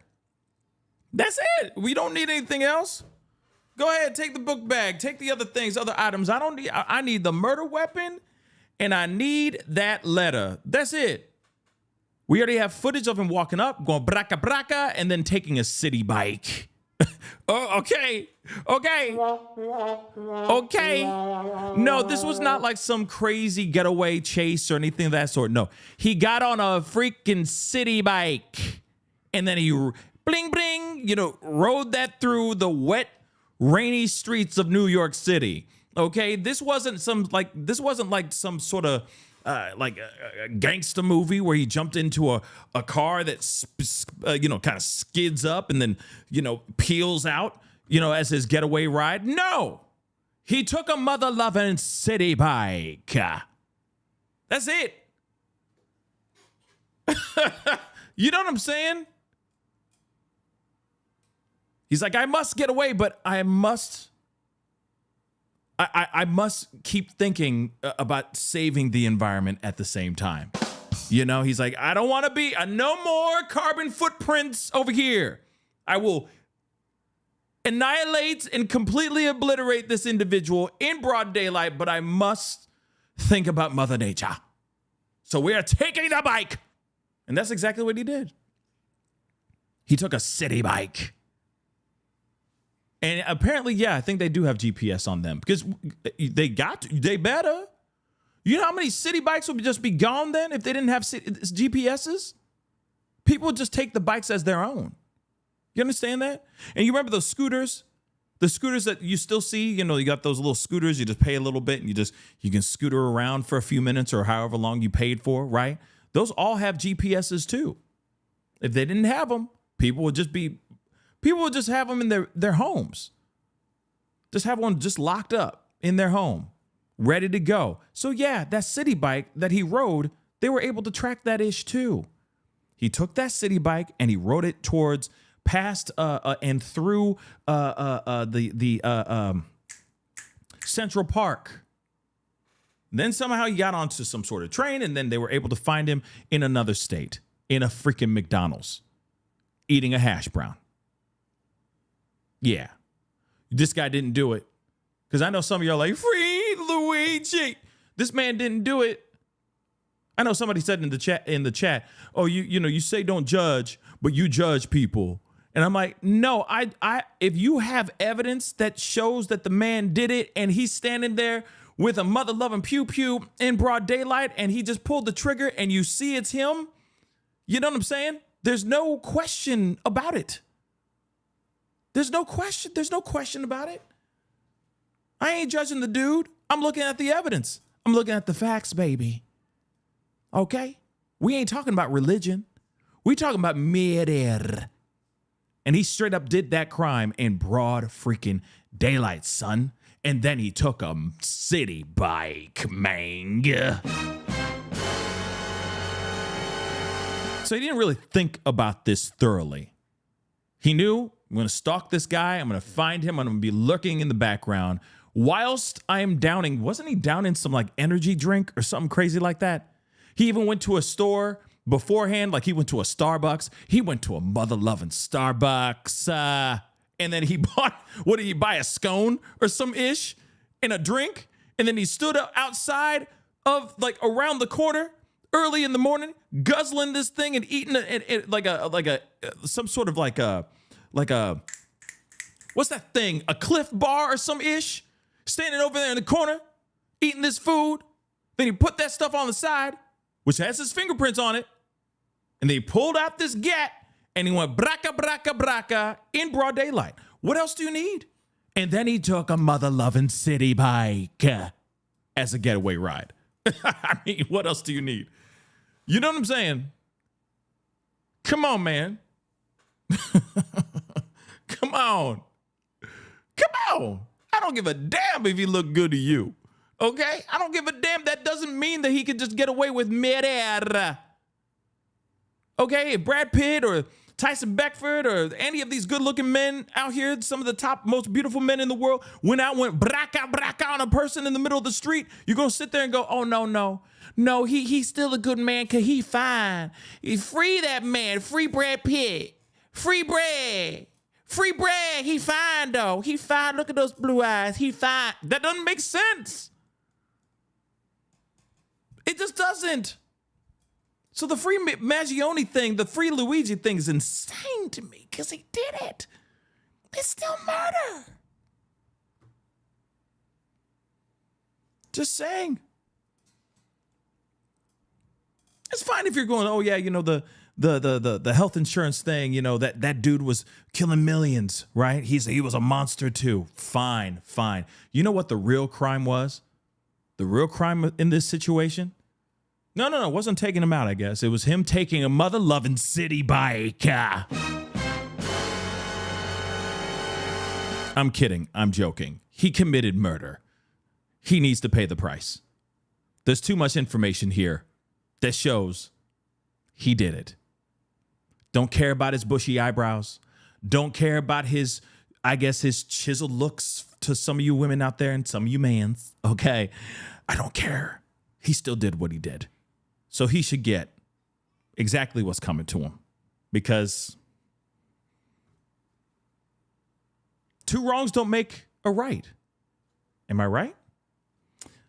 That's all I'm saying. Let us continue, though. Let's let her finish. And Lilia, I think it's important to note that all of this has to do with the state case, right? But Mangione still faces federal charges. So what is the latest with that? Well, this case will begin with jury selection on September 8th. There are some hearings that were scheduled for next month for the state case. The federal case is set to begin next year. It's set to begin at the beginning of 2027. And for that it's going to be a long time, baby.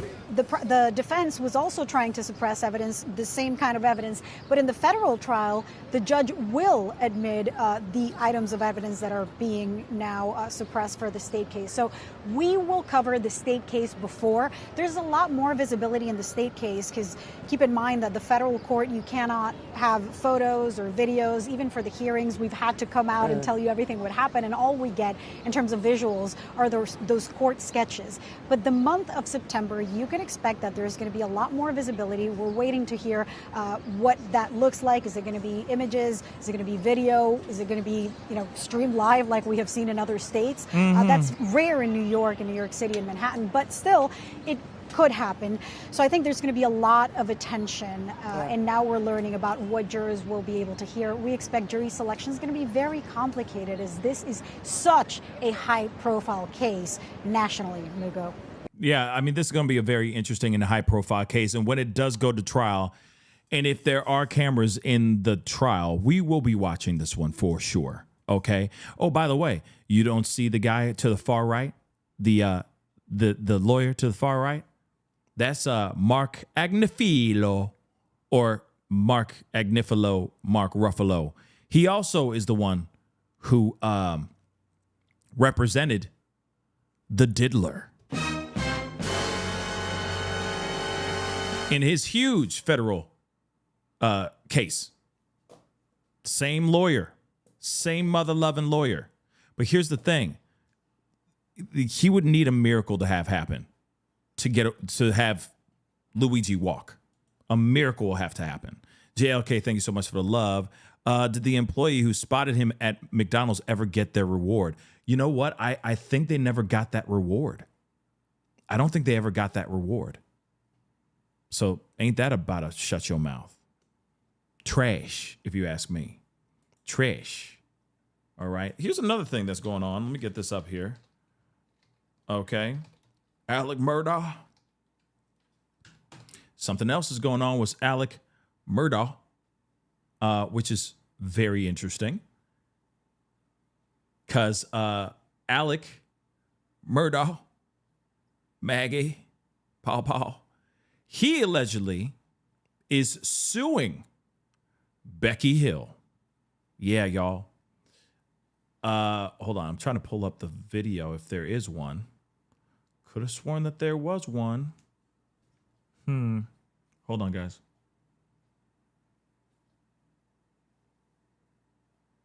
Son of a gun. Where the heck is it? Hold on. Let's try that. Son of a gun. Oh, okay. And then again, they had a press conference too. Interesting. Hold on. I don't want to see the press conference yet. Hold on. Where the hell is it, man?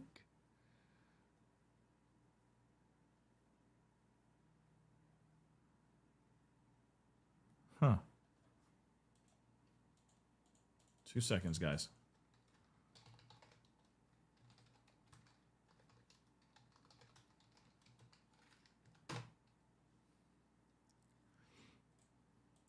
Let's see.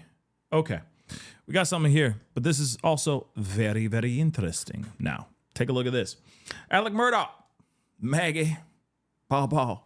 He files civil rights suit against ex-court clerk Becky. This is very interesting. For alleged jury tampering. So, this piece of trash, okay, in my personal opinion, this man was already found guilty.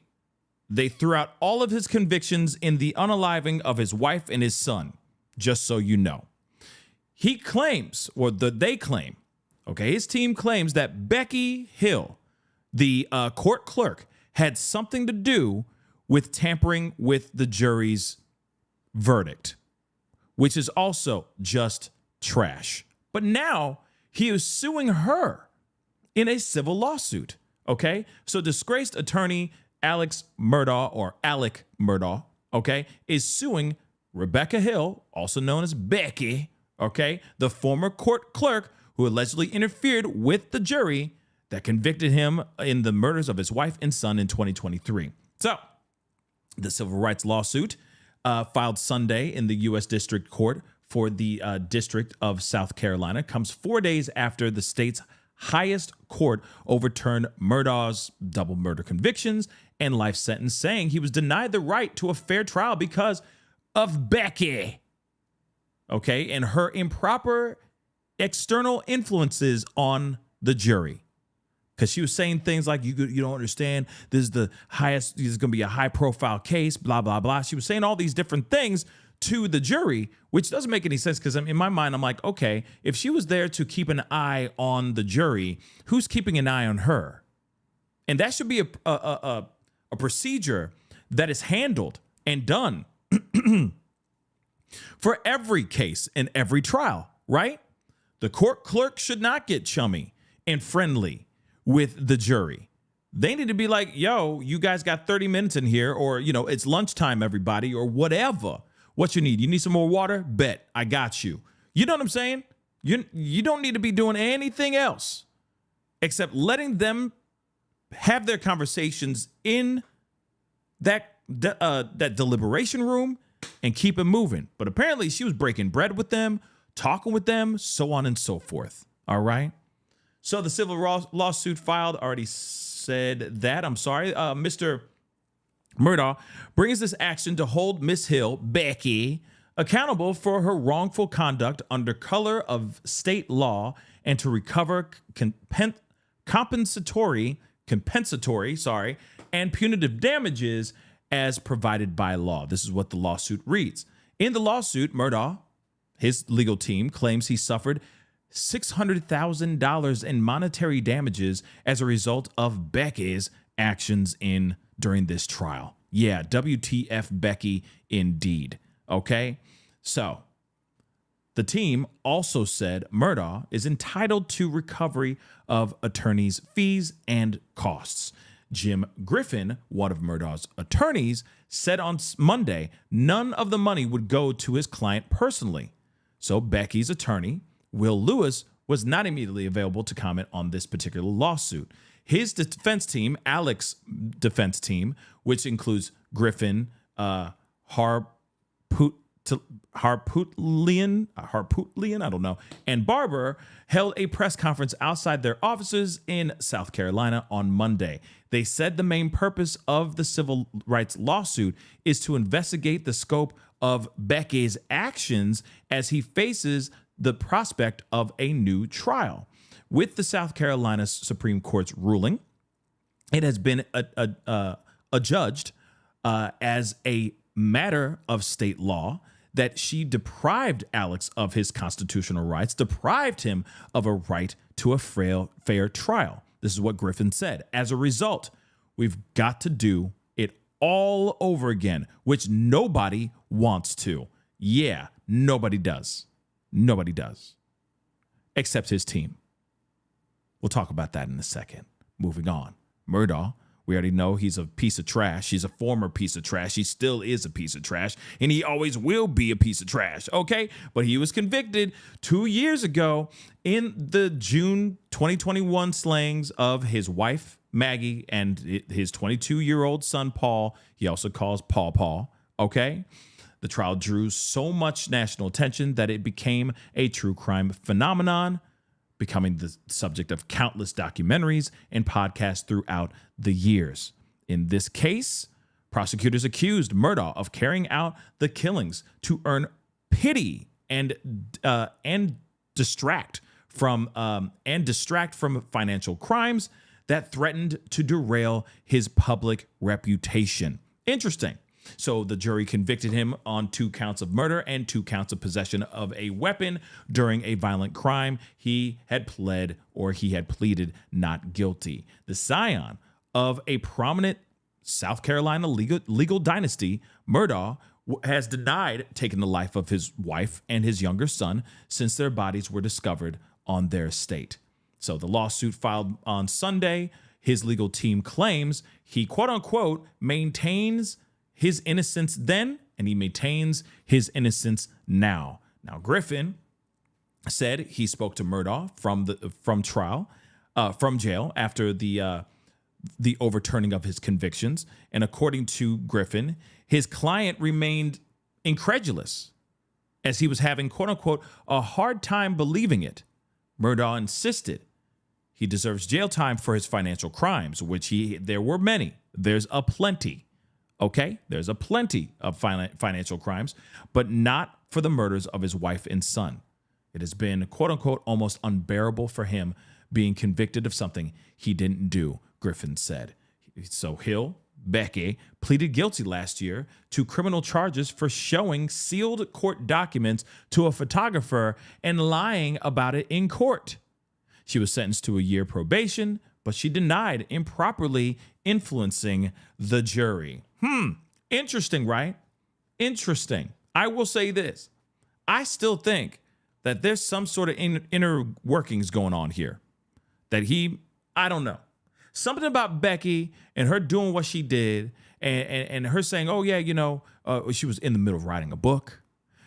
She had all these things locked in, set up. So once the verdict came in, she was going to have this manuscript done and ready to go. Talk about all the internal workings of what was going on behind the scenes during the trial. She had a lot going on, and she had a lot of plans on getting a grip, making a grip out of this particular trial. One thing is for sure, I am still side-eyeing the hell out of her because I still feel like maybe she was paid to be there to throw things off, specifically in this type of fashion, in this type of way. But there's also another side of me that's like, well, why would he sue her then? Why? Why would he do a civil lawsuit right now if he didn't pay her off? But here's the other thing, too. I forgot. Now, see, I'm working this out all in real time. OK, so just ride with me here for a second. Here's the other part. He is a swindler.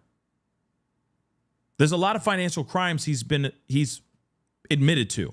So what are the chances of him actually paying her off to throw this whole thing off? And then he finally says, now I'm going to sue you to get that money back. Wouldn't that be wild? Would that be absolutely wild? So optically, it's like, she screwed this up and I'm going to take this opportunity because she got caught. And I didn't pay her to get caught. If that makes any sense. But it still worked in his in his favor. Think about that for a second. It still worked in his favor because those convictions have been lifted off of his head. They don't exist anymore. They're gone, baby. They're gone. So I guess that it was worth every penny. Yeah, he's still suing her right now. So maybe maybe it wasn't rigged by him. Maybe it wasn't. So again, like I said, it's very, very, very strange. Very, very strange to say the least.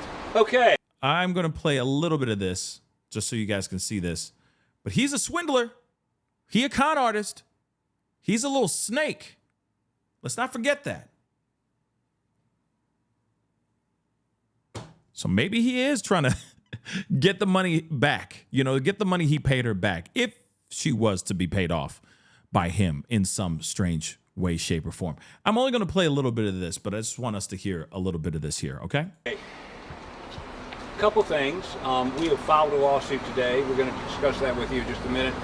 I had hoped that would have been the main topic of this press conference, but over the weekend we learned that the Attorney General has announced he's considering the death penalty in this case. Clearly, he is not talking to the lawyers in his office.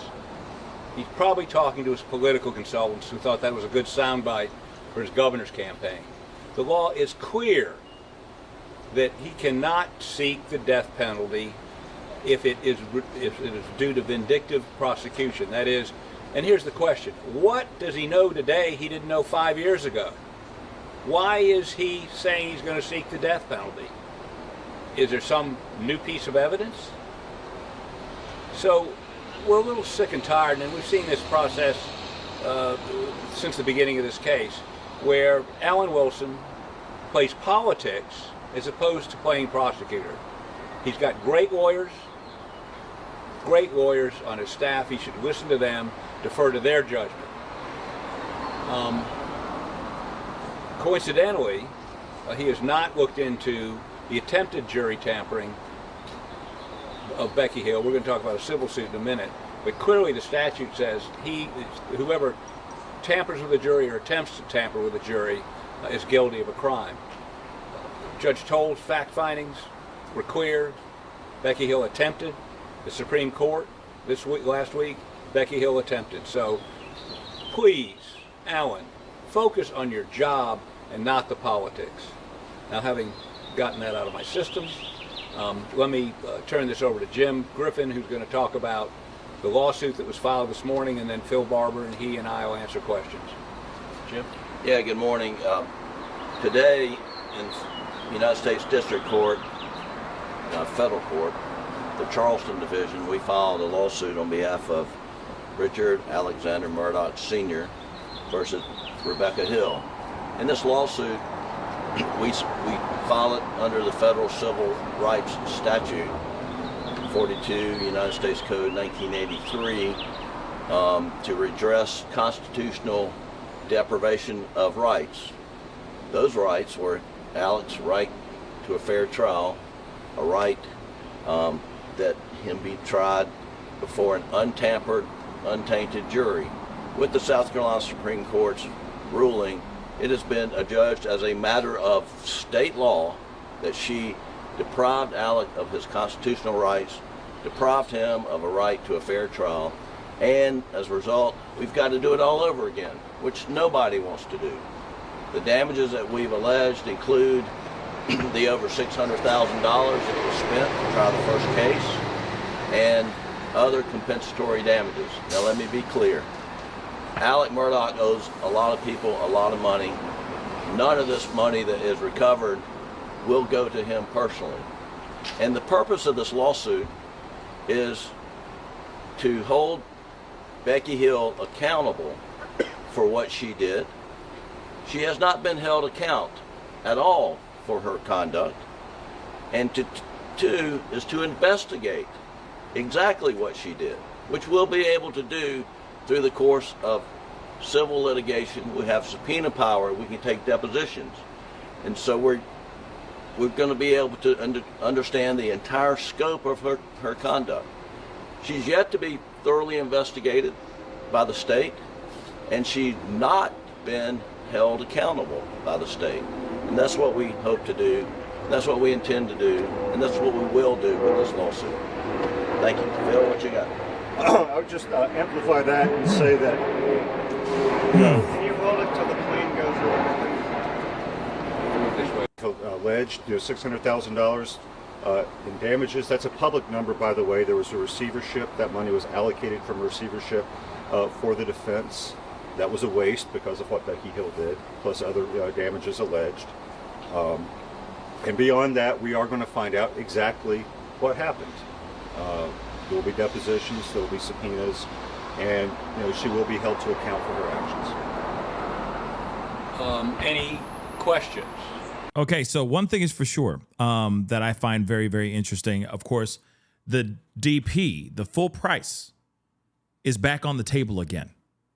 So if this is going to be the same judge or a different judge or whatever, I don't remember the judge's name. I mean, it's been years since Murdaugh was in a courtroom. But the fact that there could very well be another trial going, that means that he has to fight for his life again. And there's a possibility he could actually get the DP this time. It was on the table last time for that judge as well. I remember watching his sentencing live with y'all, and he was like, I'm going to spare you with that. I will not give you the death penalty, but you will be in prison for the rest of your natural life. Period. Now, obviously, they're doing this all over again. So again, the DP is back on the table again, y'all. Back on the mother-loving table. All right. So Judge Newman, thank you so much, Messi. So Judge Newman is the judge that was doing it. Last time he's retired. Okay. So he retired after Murdaugh's trial. So Murdaugh's trial was his last trial. Interesting. Thank you so much for that information. But at the same time, that particular judge said, I ain't gonna do anything to you like that. Life in prison will be enough. And that's exactly what he got. But now all that's thrown out the window. So now we're back at this all over again, guys. All freaking over again. Now, one thing is for sure, there is some footage. This is a left turn. I'm just letting you guys know about this, okay? Which is absolutely wild that it was caught on camera due to the shooting that we were talking about earlier. There is footage circulating all over social media right now of, don't know if it's an actual assailant or if it's actually one of the men or like one of the men that actually lost their life at this mosque. But there is footage of an actual person gone, to say the least, outside, like right on the camp, like right on the property outside of the building. And there's been a lot of like footage where I guess the cameras were trying to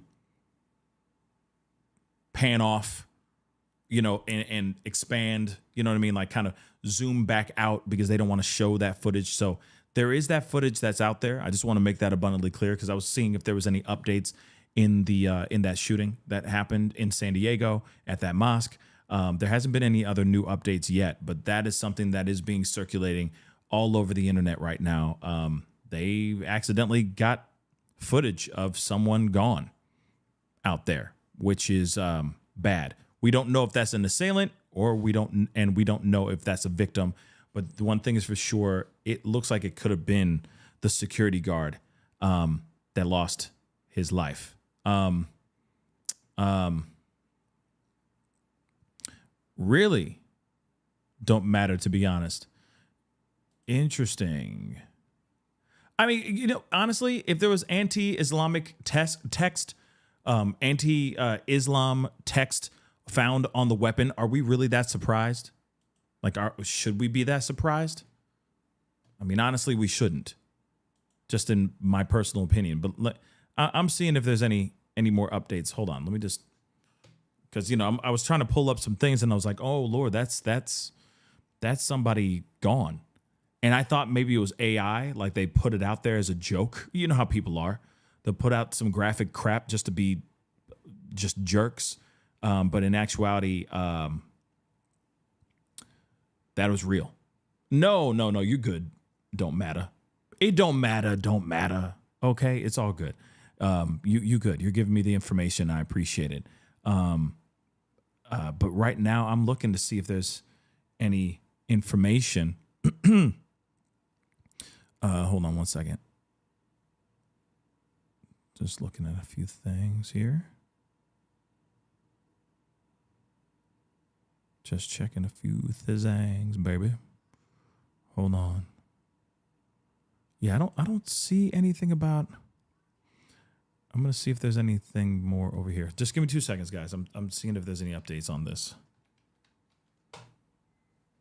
Let's see, because there are some live updates in here. So let me just pull this up real quick. Let's see what this is saying here. So these are just all updates. Okay, blah, blah, blah. Police in several major cities increased patrols of houses of worship after this deadly shooting. Not surprised about that. What we know about about the shooting that took the life of 3 people. I'll take a look at that here in a second. Trump says he's received early updates on the San Diego shooting. I don't see any updates about like text on weapons, but that could be somewhere else. But let me get this here. Let's take a look at this. So 3 people were killed, like we already know. Wall and other officials have just gave an update on where the investigation stands. Here's what we've learned so far. When they arrived at the mosque, police officers found 3 people dead. That's what we all know. We all know that they were all men.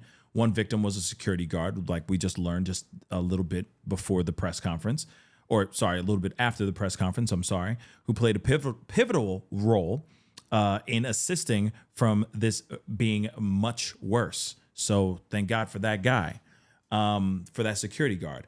Law enforcement arrived at the scene 4 minutes after their first calls. Up to 100 police officers searched the building, often having to break down doors. At the same time, they were responding to reports of the shooting at the mosque. Law enforcement also received calls about another shooting a few blocks away. A landscaper at the scene or on the scene was shot at, but was not hit. And that's one piece of information as well. So they were going simultaneously at the same time. Let's not forget the thing that was going on in Austin, Texas. We might have to go over to Austin, Texas for a hot minute.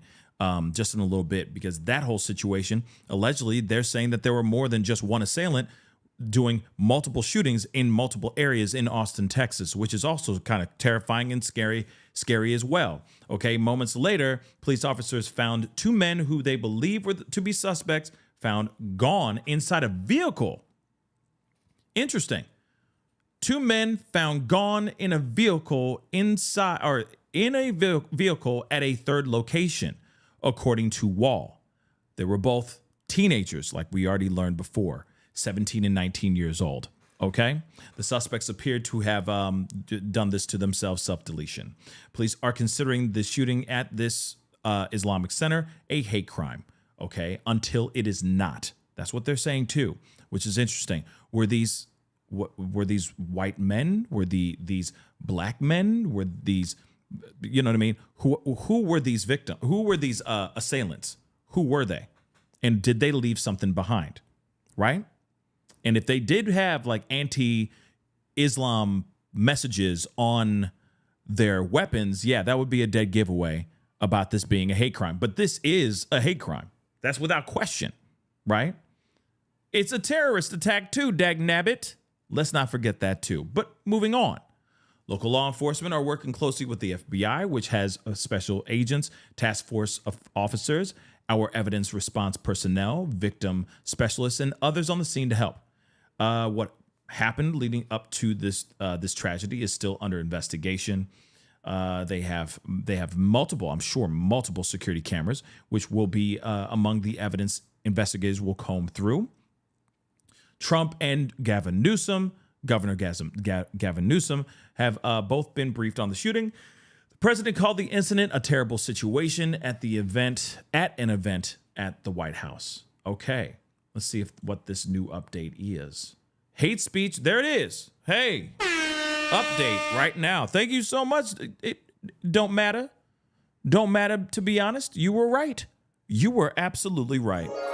Hate speech was scrawled on one of the weapons used in this shooting. There it is, everybody.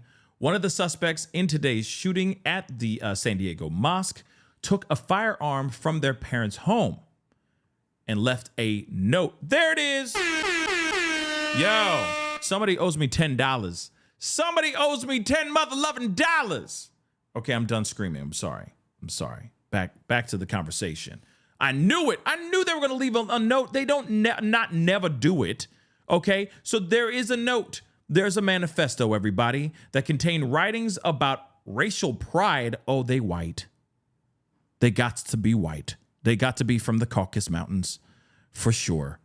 Multiple law enforcement officials briefed on the latest told CNN where we're reading this information. So this person, at least, is from the Caucasus Mountains, indeed. It's got to be, unless they're black, unless it's Asian pride. I just don't see it that way.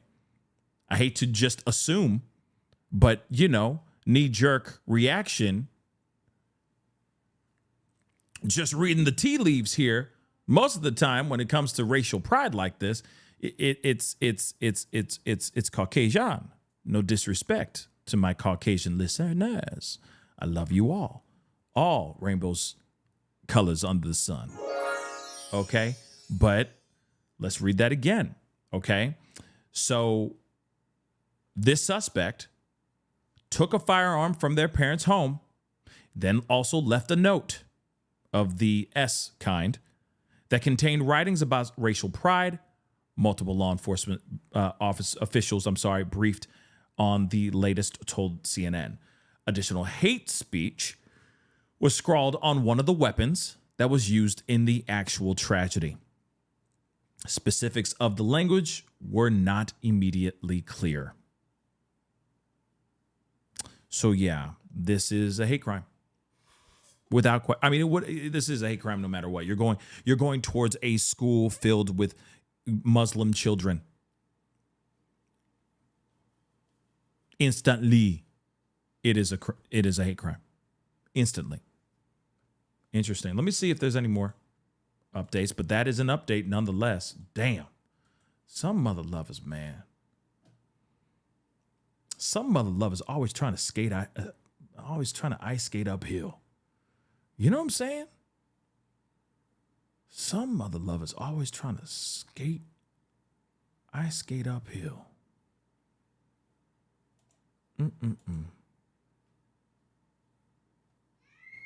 It's crazy. Let's continue on though. So yeah, I don't see anything right now saying anything different. As far as like hold on, let me see if there's... We're coming on the air with new details on a deadly shooting at a mosque in California. 5 people. What? There is no known vaccine or treatment. The last couple of hours, and we're going to go in 10-minute increments on this. Hold on, guys. Sorry about that. Just seeing if there's any more updates. Let's see this. Please condemn the genocide. Please condemn the hatred against Muslims, and they refuse every time. I've been doing this for the past year. Thank you so much. I'm going to scoot that back. Every time. Let's see. Sure. NASREENATASSI. Age? 40. Your nationality? My father is Syrian and my mother is from San Diego, and I grew up here, and I used to hang out in this neighborhood with my friends when I was in elementary school. And my mom called me and she was worried about what was happening. I'm an anti-war activist. I'm very much paying attention to things as they develop, and there's a lot of hatred going around. I'm not happy with the political climate. I've been visiting my representatives, my House of Representatives that are in Congress, and I've been begging them to please condemn the genocide, please condemn the hatred against Muslims, and they refuse every time. I've been doing this for the past year. Thank you so much.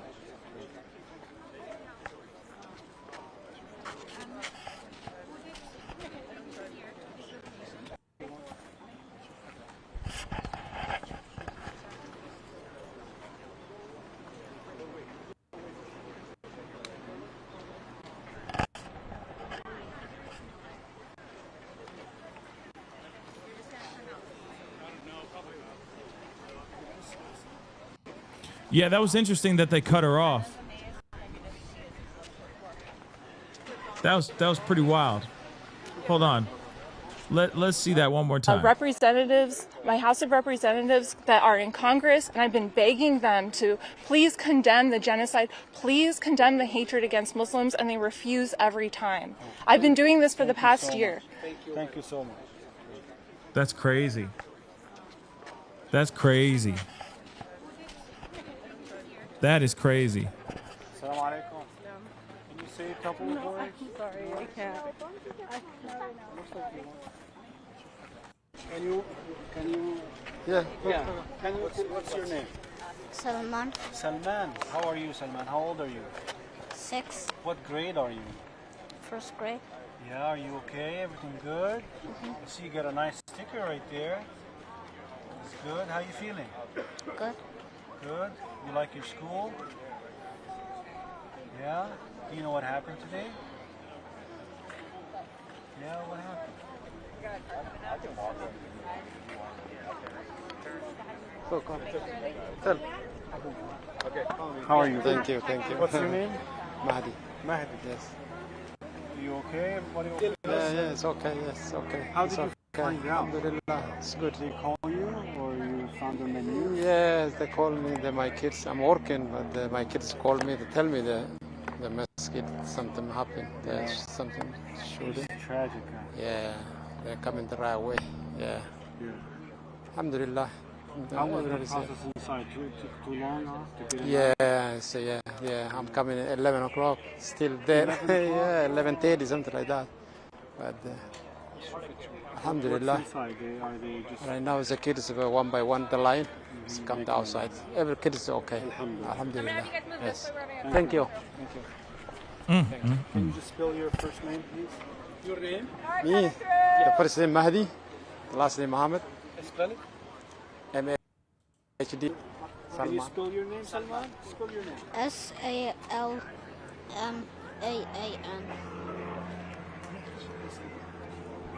Tell us. You know what really sad? What's really sad about this is, and for those of y'all who are just getting here that don't know what's going on, like LJ on Facebook just asked, when did this happen? This happened just a few hours ago, and this happened just so you know the where and when. This happened a few hours ago. Two assailants went onto this onto the property of this mosque, the Islamic Center in San Diego, if I have the name of San Diego, if I have the name correct. Opened fire, taking the life of 3 men before they turned the weapons onto themselves. 2 different assailants, so 5 people in total. Okay, 3 men lost their lives, and 2 teenagers were the assailants, allegedly. Okay, just so you know. So thank you so much for the comment on Facebook.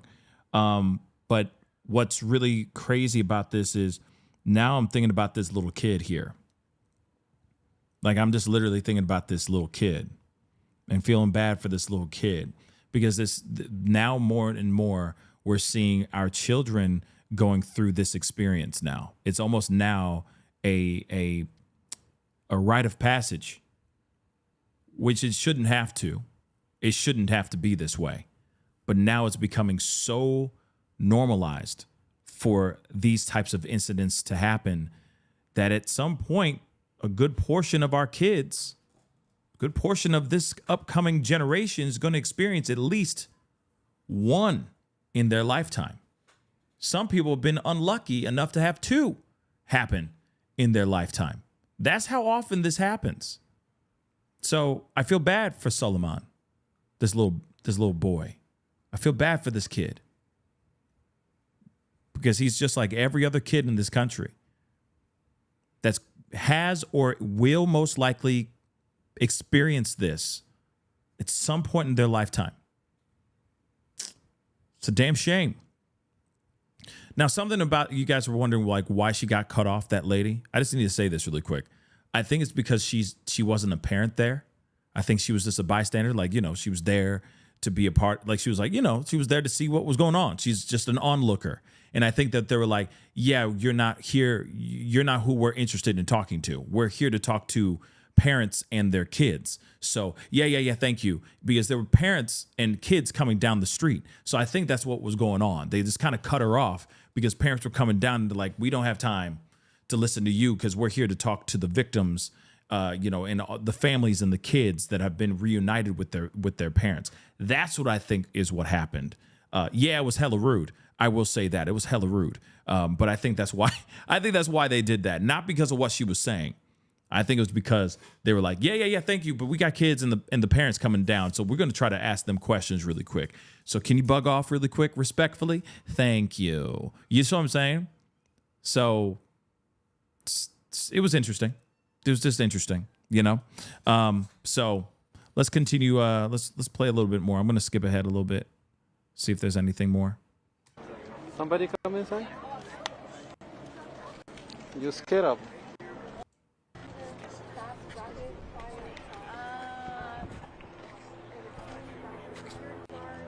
Brother Amin was shot.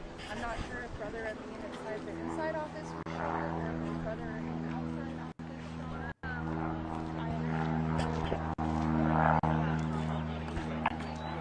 office. This is Reuters, by the way.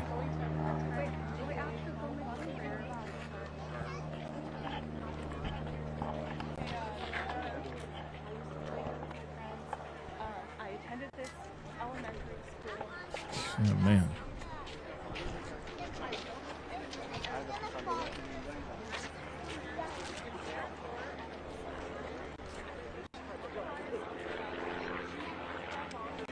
I'm gonna keep it a bean, though. Okay. I'm gonna keep it a bean. No, sorry. I want to take. I have a problem with this. Like, I really do have. I'm cutting this off. I got a problem with that. I got a real problem with that. You got families that are coming and getting their kids, and then you got a camera all up in their face. I'm not okay. That's not okay. That's not okay. You know what I mean? That's not okay. You got families that are terrified, that are trying to just get their kids. They're just, you know what I mean? They didn't expect to be part of the story. You see what I'm saying? They didn't know they were going to be part of this kind of story. They just want to live their life.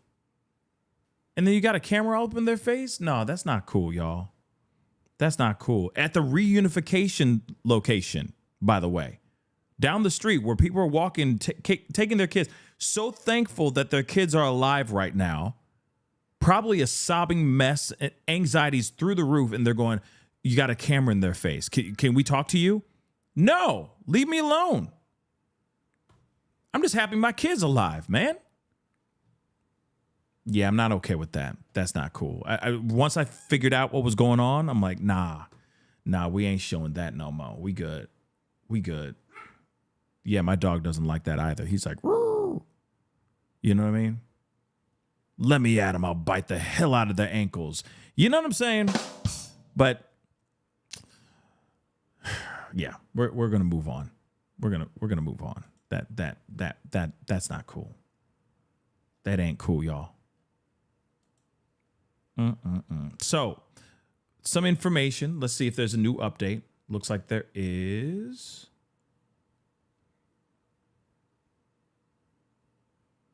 Well, no, just a congressional candidate that went to the actual mosque school is just basically saying that they're deeply devastated over this and heartbroken over this situation, right? But let me see if there's any more updates anywhere else. Just give me a second, guys.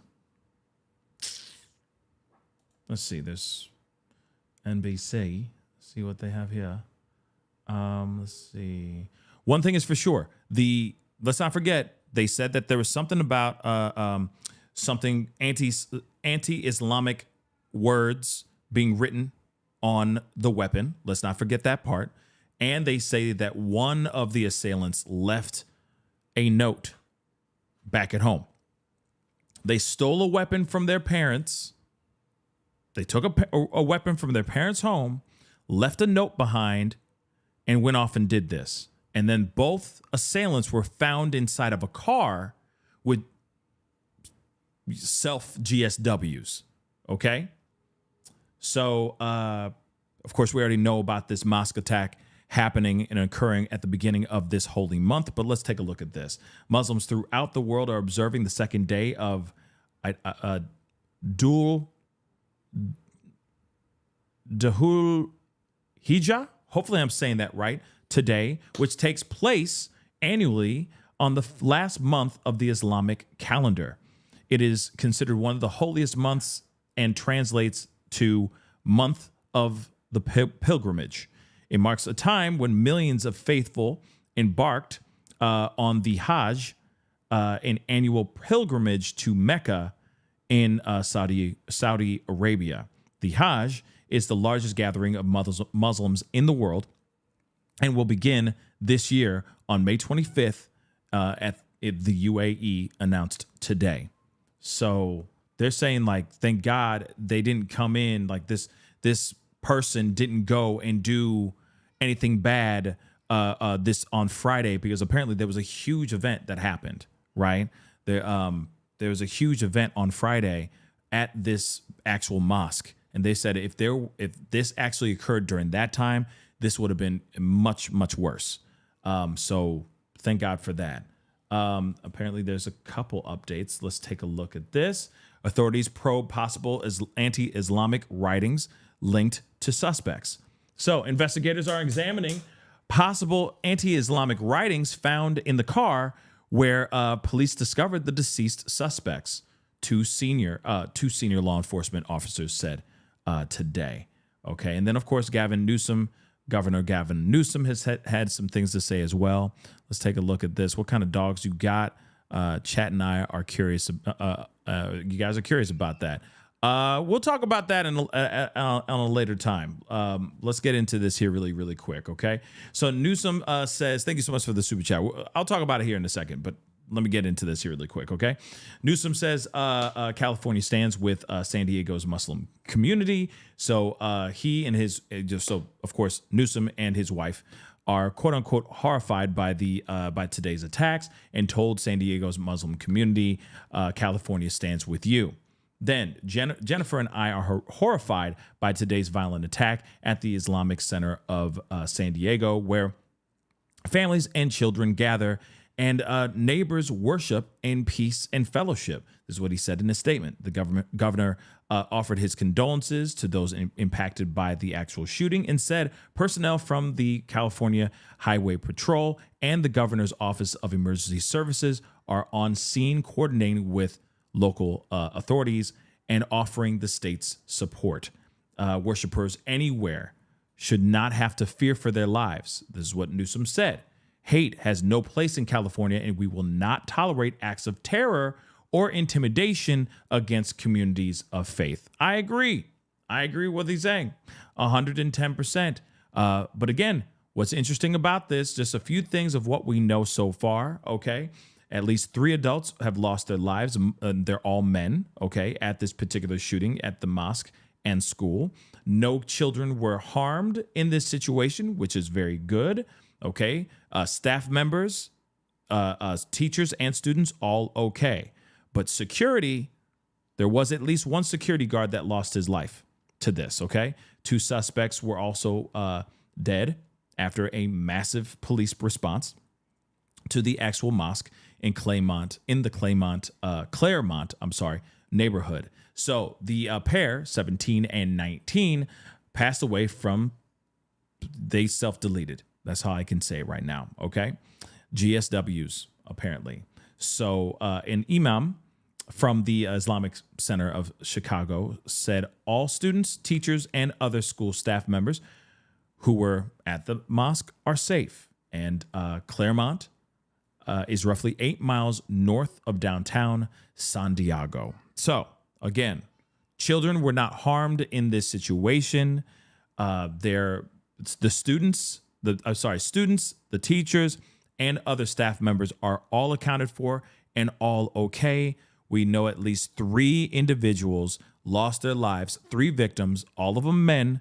One of them has already been identified, at least in the internet streets, as the security guard who basically put his life on the line and stood in between the school full of students and staff and these assailants. And he lost his life, but he tried. He tried to do whatever he could to save their life. So to save as many lives as he could. Now, somebody just said Angel Eyes 415 briefing. There's going to be another briefing? Hold on. Let me see. Is there another briefing going on?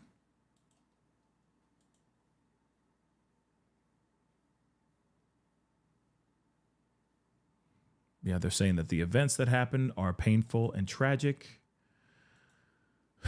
The place. Hold on, let me see here. Yeah, so there's reunifications. The reunification center is, doing what they're doing. They're getting everybody reunited, all that stuff. Let me see here. Yeah, that's weird that you got cameras in the faces of these victims. I just think that's trash, in my opinion. Let me see if there's any. That's now grown into 184 plus. Oh, there's a fire going on there's a fire going on in Simi Valley. Let's take a look at this. So apparently there's a fire going on. Are we gonna have another mass fire? Another wildfire in California all over again? Yeah, Classic just said, yeah, and it's huge. Really? Look at this, y'all. This is insane too. What the hell is going on, man? Let's take a look. Oh, and it ended. What the heck? Situation. I'll bring you back to my computer screen for which, by the way, understand that Governor Gavin Newsom is being briefed on this in real time. So we're waiting for, any kind of update from police at this point or any authorities I guess in it wasn't. California as well. Chanel, thank you so much for that update. We're going to check back in with you when we get a little bit more information. But thanks so much. Our entire home. Hold on. Near homes in Simi Valley, which is in Ventura County. You can see that fire just consume everything in its path, from brush to fire. Entire homes and buildings. Let's get right to coverage from CBS News Los Angeles. Come on, man. We do know that in talking to Simi Valley Police, someone did call in saying that around 10:30 this morning, they were working out there with a tractor. That tractor hit a rock and sparked this fire that has now grown into 100. Stop. Hold on. Stop. What? Hold on. Why are you doing that to me? Why are you doing that to me? That walks amongst us, but it does. Why? You know how when you meet somebody, you can't put your finger on it? Oh my God, I can't believe that. Yeah, remember that? It's this can't put your finger on it. It's just like this weird thing. From Hold on the here. Chopper 8 view to this mosque is a... Hold on. When you meet somebody and you just can't put your finger on it. Yeah. Hold on. That was insane. Let's take a look at that one more time. It's near the end of this live feed, so it's just like cuts off. But how did this fire start again? Consume everything in its path, from brush to entire homes and buildings. Let's get right to coverage from CBS News Los Angeles. We do know that in talking to Simi Valley Police, someone did call in saying that around 10:30 this morning, they were working out there with a tractor. That tractor hit a rock and sparked this fire that is. A tractor hit a rock and then a spark came off of the tractor and started this fire. Have you ever heard something like that ever in your life? I feel like I've seen that in a comedy. But a tractor was moving so fast that it hit a rock so hard and so swiftly that it flinted some type of flint, some sort of burning ember to make this start a fire.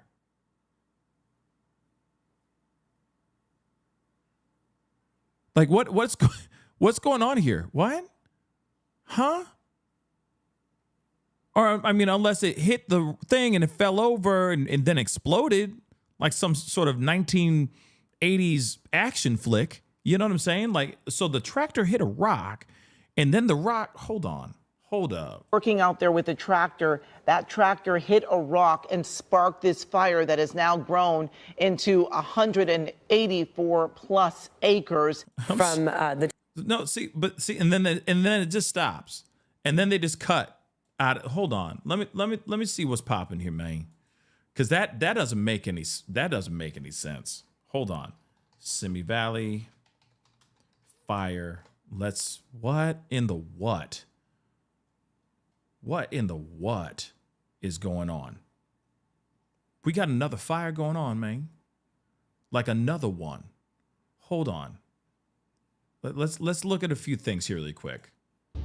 Hi, I'm Lindsay Reiser. We're following some breaking news out of California. A brush fire is burning in Simi Valley. Let's take you to CBS Los Angeles for more coverage. Just about the wind, but it's also very dry. When we start to see the relative humidity values in the teens and single digits, right now about 15% in Simi Valley, and we've got those gusty winds, it's just a recipe for fire growth, and that is what we are seeing right now. So currently, we're looking at wind gusts between 20 to 30, 35 miles per hour, sustained winds about 15 to 20 miles per hour. And what's been happening? So this weekend, we had that push of onshore flow, so more of the sea breeze, and now our winds have shifted to an offshore pattern. And then again, this really helps dry everything out. The temperatures start to rise, and that is also what we tend to see. Again, it's a Santa Ana wind pattern when we see those winds coming out of the northeast. So And that's a big driver of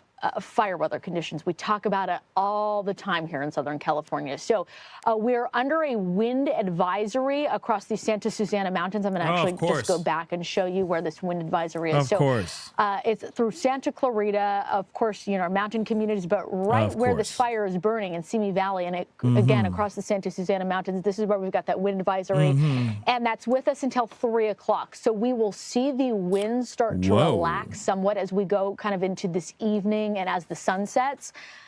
But when we see these offshore wind events, we tend to see them peak in the later morning and the early afternoon hours, and we're right in that time period. So what I want to show you now is the wind speed and the direction over the next about 24 hours the next day. You can see through. Hold on, I got to pause this really quick. This is very much off topic, but we got to talk about it. Okay, so off topic, but jury rules Upchurch to pay Kylie Rodney's family $17.5 million. What? Real quick, just a quick talk about that. What did he do? What did he do? That's a whole lot of quiche, man. That's a lot of money, man. $17.5 million? For what? What did he do? That's insane. Okay, I'm done. But what? What did he do? $17.5 million?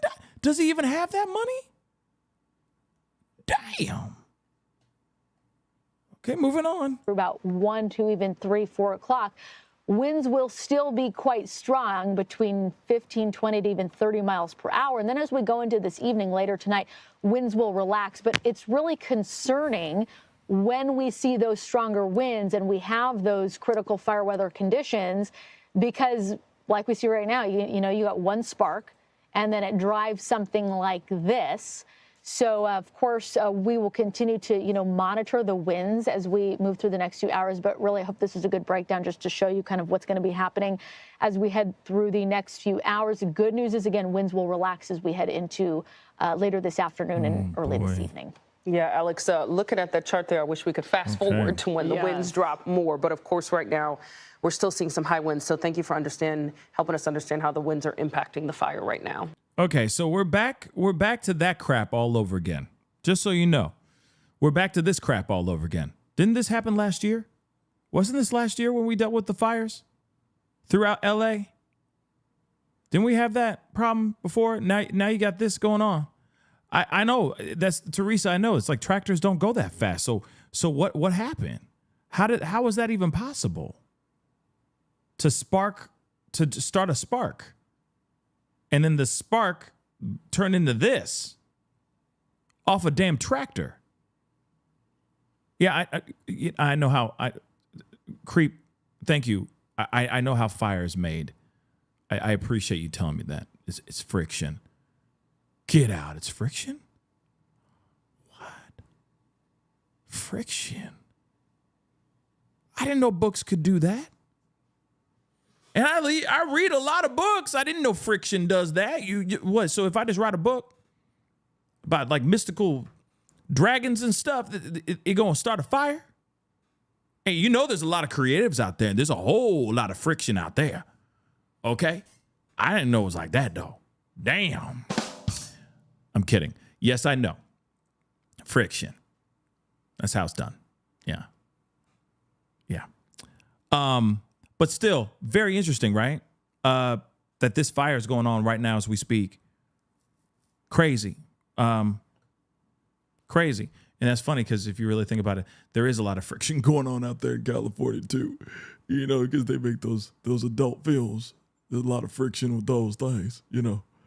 I know that, you know, because P-Hub. Moving on, though, we'll keep an eye on that and see what's going on. We'll see what's going on with that, but that's crazy that we got a whole fire going on right now. A whole freaking fire going on right now. That's so insane. Yeah, so we're gonna keep an eye on that. So you got fires going on in Cali.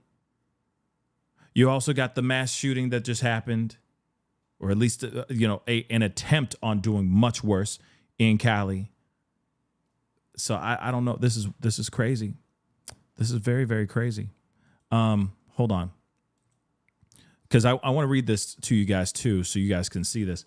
I didn't know this about, about the, Ryan Upchurch thing. I mean, it's been a long time since we talked about Kylie Rodney's case or anything of that sort, but I didn't know this happened. So this is insane. So a Nashville jury, and this is from Nerdy Addict. Okay, so shout out to Nerdy. But it says a Nashville jury has reportedly awarded $17.5 million in a defamation case involving YouTuber Ryan Upchurch.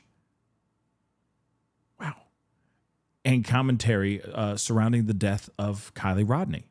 So Rodney, a 16-year-old girl, she was, of course, she disappeared after attending a party in this wooded area in Tahoe National Forest in 2022. Her vehicle was later recovered in a nearby lake with her body inside of it. And there's been a lot of speculation and theories surrounding her disappearance and how she was found in the back of the car. That's how her body was found, in the back of the car. But moving on, investigators ruled her demise accidental and found no evidence of foul play, which a lot of people think otherwise. And I guess maybe Upchurch thought different too.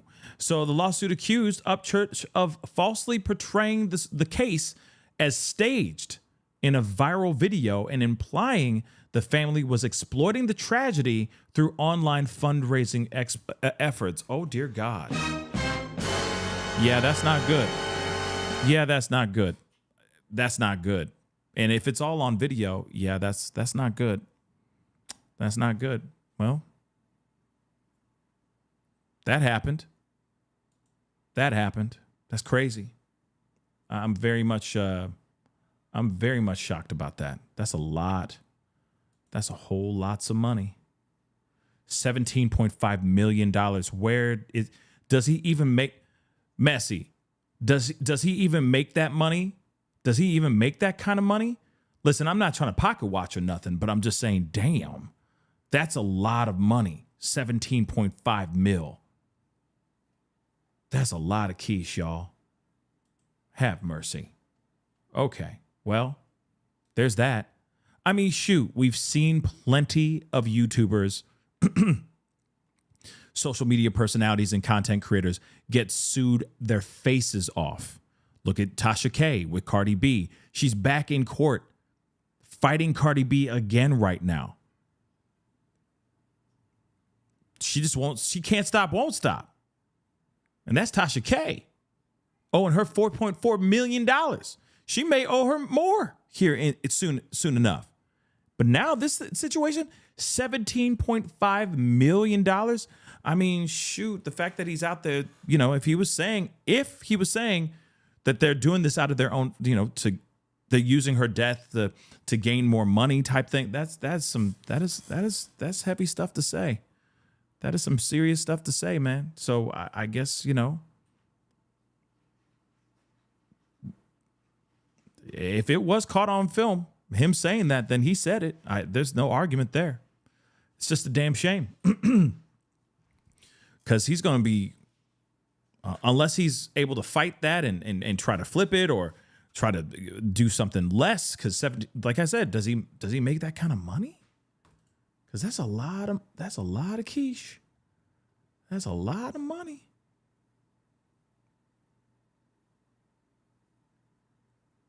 That's a lot of money.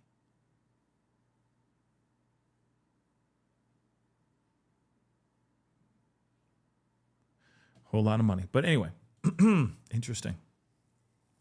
Shocking turn of events. I will say that. Shocking info. Oh. We got some breaking news. We got to share it. We got to talk about it. Okay. You remember the O.J. Simpson case, right? If you don't know about the O.J. Simpson case, then you either hella young or you just don't know anything about the O.J. Simpson case, but something just broke, and this is breaking news right now as we speak. This was a massive, massive this was a massive person in the O.J. Simpson trial. Just so you know. Remember, O.J. Simpson was alleged of taking the life of Nicole Brown Simpson and Ron Goldman in a very vicious, vicious way. One of the lead detectives in this case, his name is Mark Fuhrman. He was also a known racist. He has passed away now, guys. He is dead. He gone. He has passed away. And how he handled things may have been or is one of the main reasons why this case went off like a powder keg. And one of the main reasons why the likes of Johnny Cochran and his team were able to lean on race quite a bit on this particular trial. So, former LAPD detective Mark Fuhrman, because he's a piece of work, okay, this guy. The Nazi memorabilia, stuff like that, okay? But moving on. Who discovered the bloody glove in the O.J. Simpson murder case and later torpedoed the prosecution with the use of N-word, with his use of using the N-word, is now gone. All right. So according to TMZ, Mark passed away from an aggressive form of throat cancer. That isn't ironic. That's not ironic at all. Interesting, right?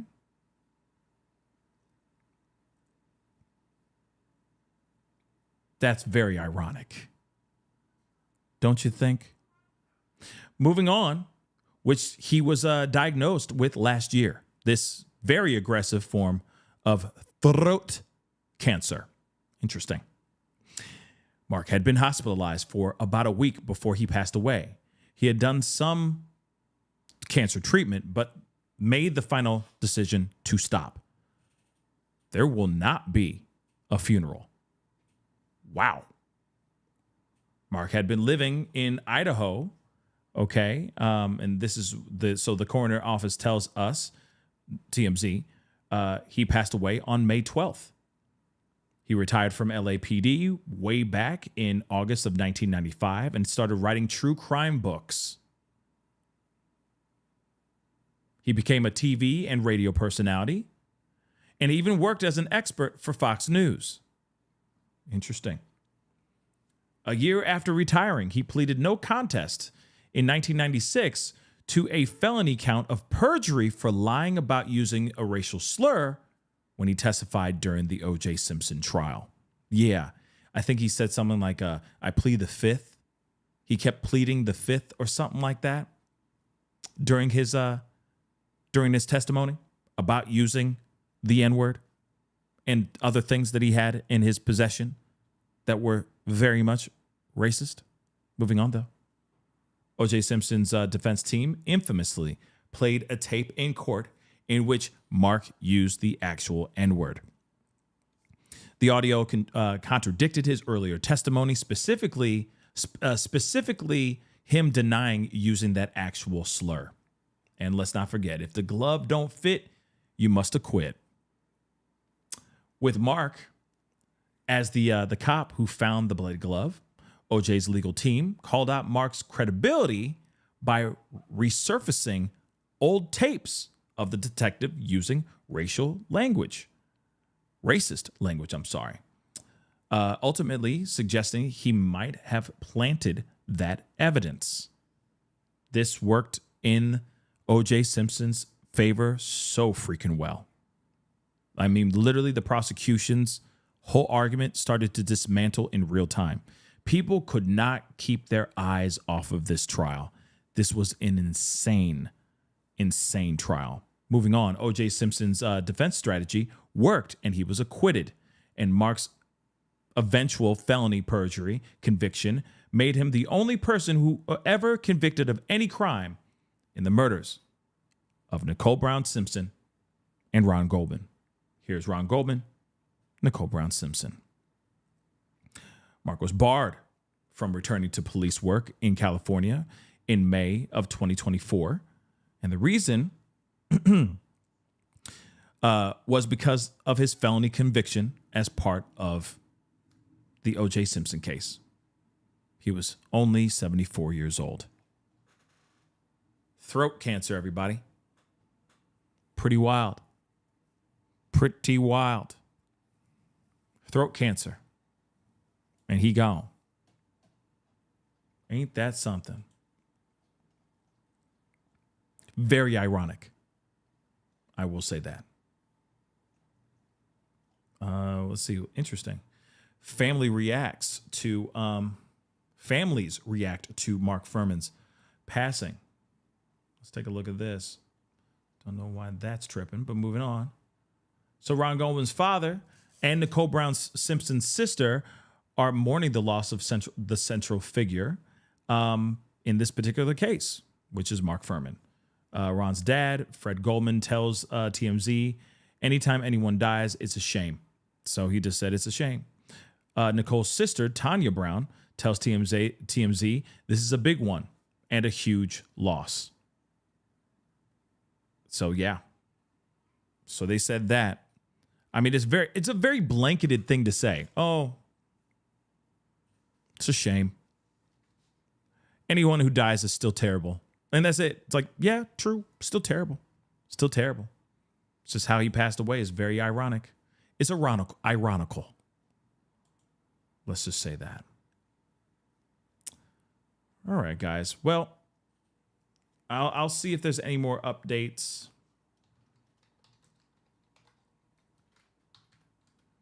Trying to see if there's anything else with this fire, which is still insane to me that there's a fire going on right now as we speak.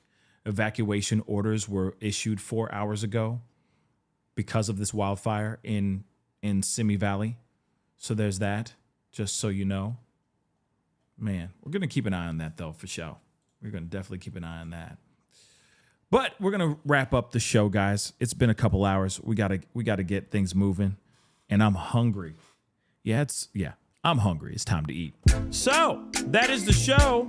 I appreciate all y'all for being here. Thank you so much for tuning in. It really means a lot. Be sure before you go and do anything else, okay? Please do me a favor. Hit that like button down below. Oh, yeah, I forgot. Yes. Okay. So I have 4 dogs. Okay? 4 dogs. So one's a Morkie. Another one is a Doxy Poo. Okay? And then they had puppies. And we gave away 2 of the puppies and we kept 2 of them. So we have 4 dogs. Okay? So I don't know what to call it, the mix. Like it's a Doxy Poo Morkie. I don't even know. Okay? But they're beautiful, small, lovely dogs. Little ankle biters. And they're cute as hell. And they're annoying as all get out. All at the same time. But they're annoying right at the right time. You know what I'm saying? Somebody trying to come into my crib, you know what I mean? They start going crazy. And that's when I'm like, thank you for being so yappy. You know what I'm saying? They're great. They're great at they're good house alarms. You know what I'm saying? But yeah, so there you go. 4 dogs. I love them very much. They're my dogs. You know what I mean? Yeah. So there you have it. All right. So there you go.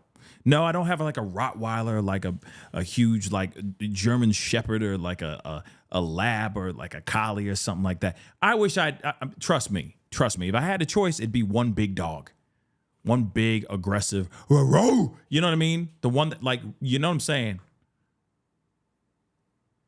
You know for a fact, as soon as it barks, you pee your pants. An intruder pees their pants. You see what I'm saying? But no, they're not yet. Not now. Not now. One day, you know. But for right now, I love my dogs. They're beautiful. They're cute. They're cuddly. They're my dogs, you know. And then one day soon, I'll get that big old dog, you know. That you know for a fact, oh, I am not going in that house. You know? Come on, man, you fam. No, man, I ain't going anywhere near your house, man. Put that dog in the crate, man. Lock that dog up, man. You know? One day, but not right now. Not right now. But yeah, 4 dogs. Lovely dogs. Lovely dogs. Anyway, that is the show. Appreciate all y'all for being here. It really means a lot. Thank you so much for tuning in, being a part of the conversation. Please do me a favor. Hit that like button down below. Crush the do it a do. Hit that reaction button if you're watching on these other platforms. If you are watching on these other platforms, like Facebook, X/Twitter, Instagram, TikTok, Rumble, Twitch, Kick, make sure you hit that follow button, dag nabbit. Share the show, etc. That'd be greatly appreciated. All that. Subscribe here on my YouTube channel. Subscribe, damn it. Go to my second channel, The Pascal Show Clips. Subscribe over there as well. Hit that notification bell on both platforms so you know whenever I go live, whenever I upload, because real talk, it's random. So deal with it, baby. But hit that notification bell, okay? Please and thank you. Hit that join button down below. Become a member. Check out my Patreon. And, of course, check out PascalMerch.com. PascalMerch.com. We got some really great stuff over there, so go check it out. PascalMerch.com. Please and thank you. And don't get me finding you running around here riding a damn city bike. Or we're going to have some problems. Anyway, it's time to get going. Much love to you guys. Be good to yourselves. Be good to one another. This is The Pascal Show. Bye.